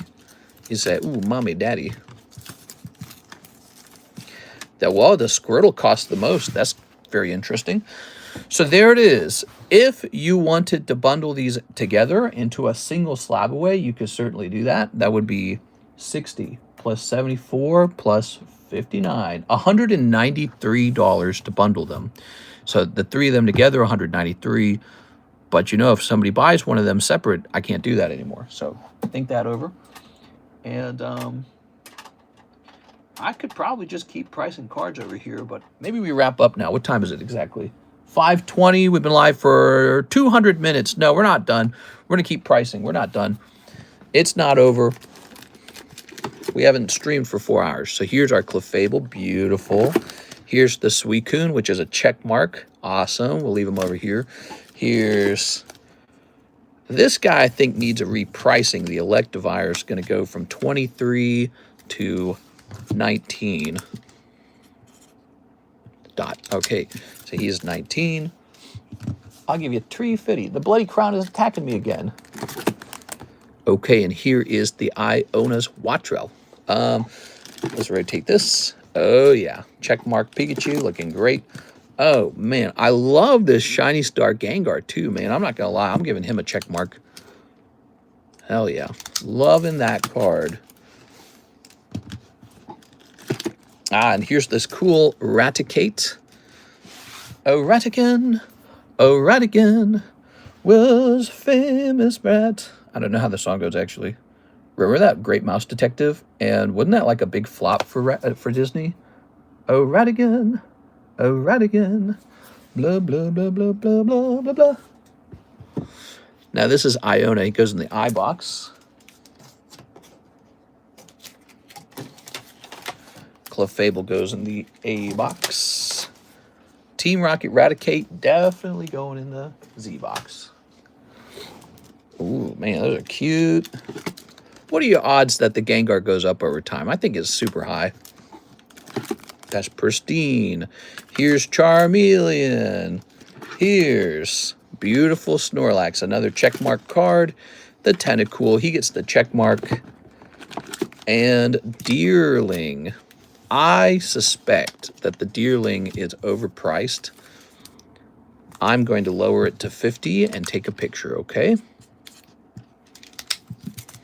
All right. Deerling.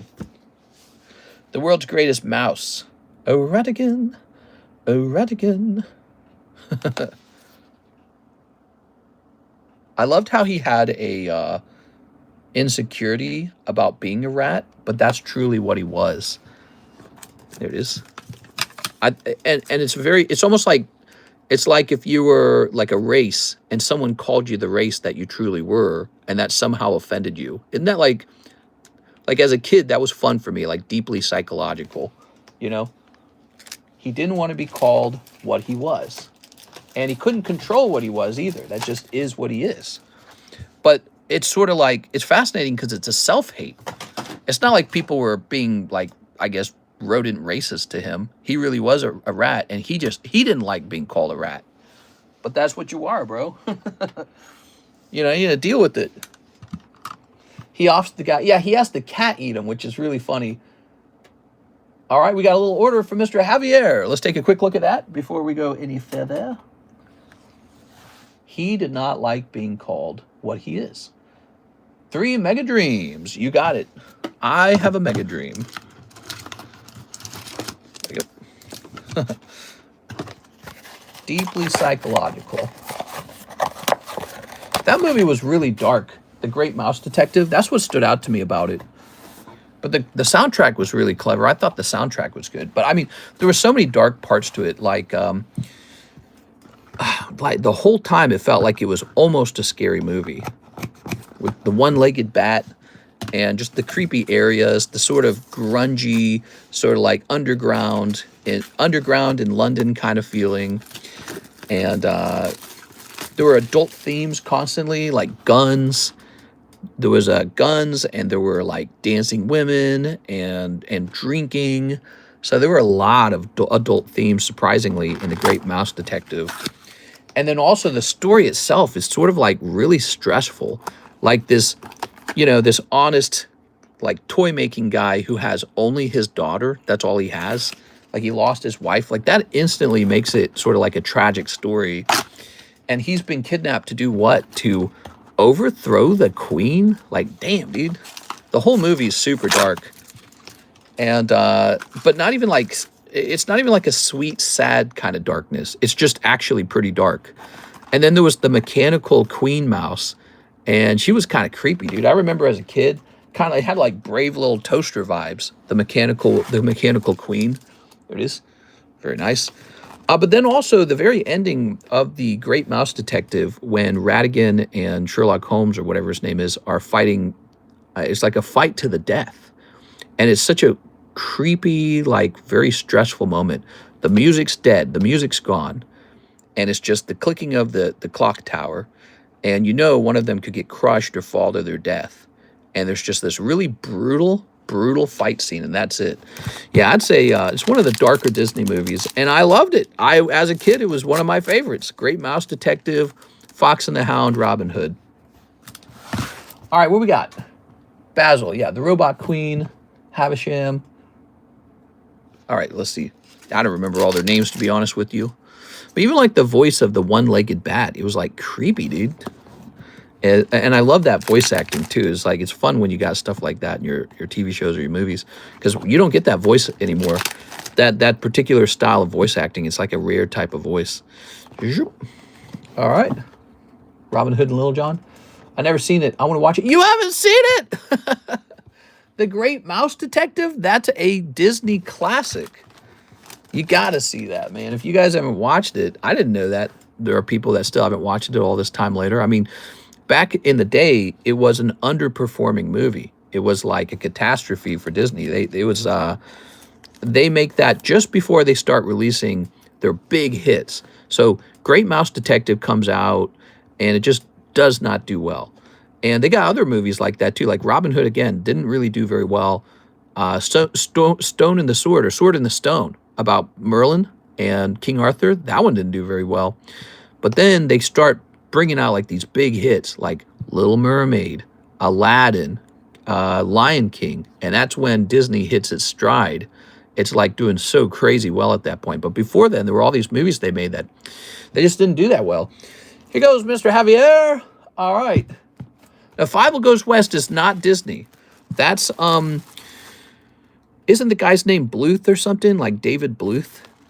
And he used to work for Disney, but he didn't like Disney. He didn't like the way they did things, so he split off to make his own movies. And he made a number of very famous movies. You will recognize them. So he made Fievel Goes West. I'm trying to remember all the movies he made. He made Fievel Goes West. He made All Dogs Go to Heaven. He made The Land Before Time. And he made a movie that I never watched, but I hear about it all the time, called Anastasia. I think it's David Bluth. Don Bluth. Don Bluth, thank you. What were Don Bluth's biggest hits? Okay, you ready? Oh my God, he made so many. Are you ready for this? He made Anastasia, All Dogs Go to Heaven, Fievel Goes West, The Land Before Time, The Secret of Nim. That's what I was trying to remember, by the way, The Secret of Nim. He made Thumbelina, Rock-a-Doodle, which was so creepy, but you instantly knew it was his work because of the style of the animals. They literally looked like they were out of All Dogs Go to Heaven. The Pebble and the Penguin, which, by the way, I hated that movie. Troll in Central Park, never seen it. Banjo the Woodpile Cat, never seen it. He made Dragon Lair. I did see Dragon Lair recently. I thought it was terrible. Let's see. He helped work on The Fox and the Hound. That might have been the last movie with Disney he worked on before he left. So he said, I'm out of here. This place sucks. We're going to do our own thing with blackjack and hookers. But yeah, there you go. All Dogs Go to Heaven was a pretty classic tale. And then there was Anastasia. I didn't watch it. Land Before Time, that one was really good. Actually, I would rank that as one of my favorite childhood movies, Land Before Time, because it dealt, once again, with really dark themes. And I've said before, when it comes to storytelling, the hero journey where you get the happy ending is super obvious, super predictable for me. That was predictable for me when I was a kid. When I was a kid, I watched movies and read books, and very quickly I became bored with them. So I'm the same person that I was back then. So I ended up liking stories like Velveteen Rabbit and Land Before Time precisely because they help you deal with the negative part of life. People prefer the positive aspects of life. But, you know, in Land Before Time, it opens up with Littlefoot's mom. She dies. And, you know, so now he's on a journey with his friends, just a couple kids, right? And they got to get to the promised land or some goofy thing like that. And that's the story. If you've never watched it, I'm surprised if you haven't watched it, by the way. It's a classic. It's a big classic. So Land Before Time was a huge commercial success, and it deals with like grief and loss. And yeah, it's very relatable, maybe for a lot of people even. I loved Land Before Time. Boy, did I throw a fit as a child when the mom got killed. You know, when I first watched it, I don't think I even quite understood. But, you know, as I got older, I got it much better. Because the first time I watched it, I was really young. But we had a lot of siblings in my family, and so every new sibling got to watch it, and so it'd be played like clockwork. It'd be played quite a bit. And as I got older, like hitting those years like 13, 14, 15, 16, I'm watching it going, oh, that's not fun. That's really tragic. And so it has this really, really powerful feeling. First of all, of the time period, maybe like, like when you watch a movie like Pan's Labyrinth, not Pan's Labyrinth, although that's a good movie too, The Labyrinth, right? There was that feeling like the never-ending story and the labyrinth and all that kind of stuff. Well, Land Before Time has that weird sort of eerie feeling of the 80s and 90s. And the music was really important for the movie. It is sort of like a grief story, isn't it? And so I thought that it was a really good story. Land Before Time used to have me bawling my eyes out when the mom dies. The story of the voice actors of Ducky makes me want to cry. Yes, so for anyone who loved that show or has never watched it, one of the most innocent characters is this character called Ducky. It's a little girl character voiced by a little girl. And in real life, in the real world, her father murders her. So she's a voice actor in the real world. She's a very sweet girl, apparently. And her father gets super drunk and murders her. And I think he murders the mom as well. It's like one of those whole suicide family murders where you kill your family and yourself. Kind of super dark. But not only that, she was a voice actor in some of Don Bluth's other movies. Like I believe she was a voice actor in All Dogs Go to Heaven. So yeah, it's super tragic, and I like those movies because of that. Disney had this sort of formula where it's always a happy ending. I don't like that. Like I recently watched maybe about 2 years ago, The Hunchback of Notre Dame, and that's supposed to be kind of a tragedy, and they're like, not allowed to be. And you got Frozen. Frozen was kind of a dark story. They're like, no, it's not. Little Mermaid was a dark story. Disney's like, no, it's not. So Hans Christian Andersen, the original writer of many of Disney's stories, he is sort of a sad guy. Hans Christian Andersen, the novelist or fairy tale writer, if you wish, as well as the Grimm brothers, who they steal from as well. So they steal from the Grimm brothers. They write really tough, sad stories, actually, that are like maybe dealing with the real world hundreds of years ago or 100 years ago. And Disney kind of takes those stories and makes them kind of like happy and jolly and happy ending and all this other stupid stuff. And in a sense, we were robbed of the real stories that sort of expose you to the real world and prepare you mentally as a child to not live in a sort of Barney the dinosaur, I love you, you love me sort of bubble, sort of bowling alley, bumper lanes bubble that is so perhaps, I don't know, sort of like iconic for our time period, sort of like that is our time period, as everyone grew up on Teletubbies and Barney the Dinosaur and Lion King and happy endings and strictly happy endings. It's very interesting. It's very padded and safe. Actually, that whole conversation we've had about the Pokemon movie, where they did not show you the death of the clones, Mewtwo's little clone friends in the Clone Dream. Japan made that decision not to do that because it would stress little children. It's like, bro, it's okay to stress little kids. That's art. And that's life. Life is a little stressful. And to be exposed to those things allows you to sort of dwell on them. And, it's very real. And now it's sort of like, it's so sterile now, it's so careful and sterile. It's not a good thing, in my opinion, for the development of human beings. It's how you get emotionally stunted adults, or let's say emotionally underdeveloped adults, who are so fragile that anything real gives them instant anxiety and depression because they haven't really had the time, or let's call it the exposure therapy that they probably should have had growing up. They should have seen these stories, the tough stories. That's my opinion on that subject. We've talked about that before, by the way.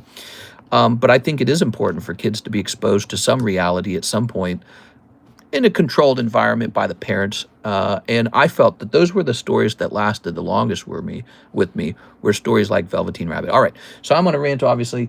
I think we are out of orders. It's 5:35. Fern Gully. Yeah, Fern Gully, that was another creepy one. Same thing with the girl out of All Dogs Go to Heaven. Mister, got to keep in mind, we grew up in a different area than these kids who were in isolation for 2 to 3 years. Boy Meets World. So I'm starving. I'm all done. I'm starving. I went to sleep at a weird time. I didn't go to sleep on my normal sleep schedule. I slept in my normal dinner time today. So my sleep schedule just reversed. I don't know. Should I keep that going or should I try to go to bed? That's the question. But we're all done for today. I'm going to hop off. That was the Monday stream. It was nice. It was short. We did a lot of stuff. And we'll be back on for the Tuesday stream, and we'll see what's going on in the Tuesday stream. So I'll see you guys there.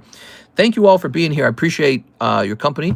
And by the way, we've got this Mark Slab we're giving away. Let's go ahead and hand out some spots on this Mark Slab. We were kind of stingy with that. Let's get it up to 10. The Legend of Debt.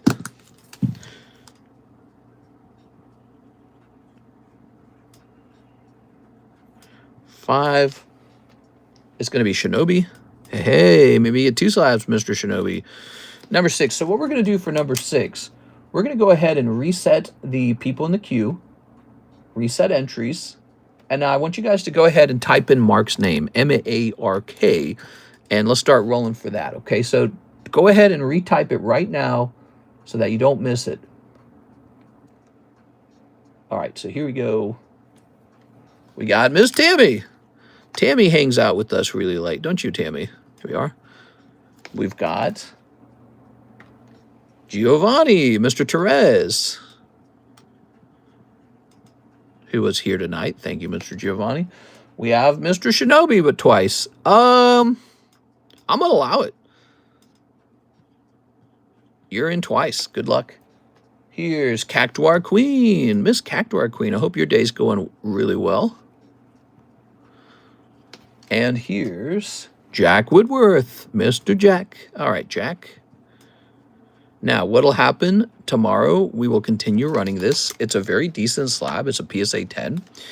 And we'll finish this up in the Tuesday daytime stream probably. And we'll see. I either choose to go to bed tonight or I stay up again and try to do a whole like reversal of my sleep pattern. Kind of crazy the thought of it. But I've been heading in that direction because of these doctor visits. The doctor visits cut into the core part of my sleep, and I think it's kind of changed my sleep schedule to some degree. All right, see you later, everybody. Have a nice night.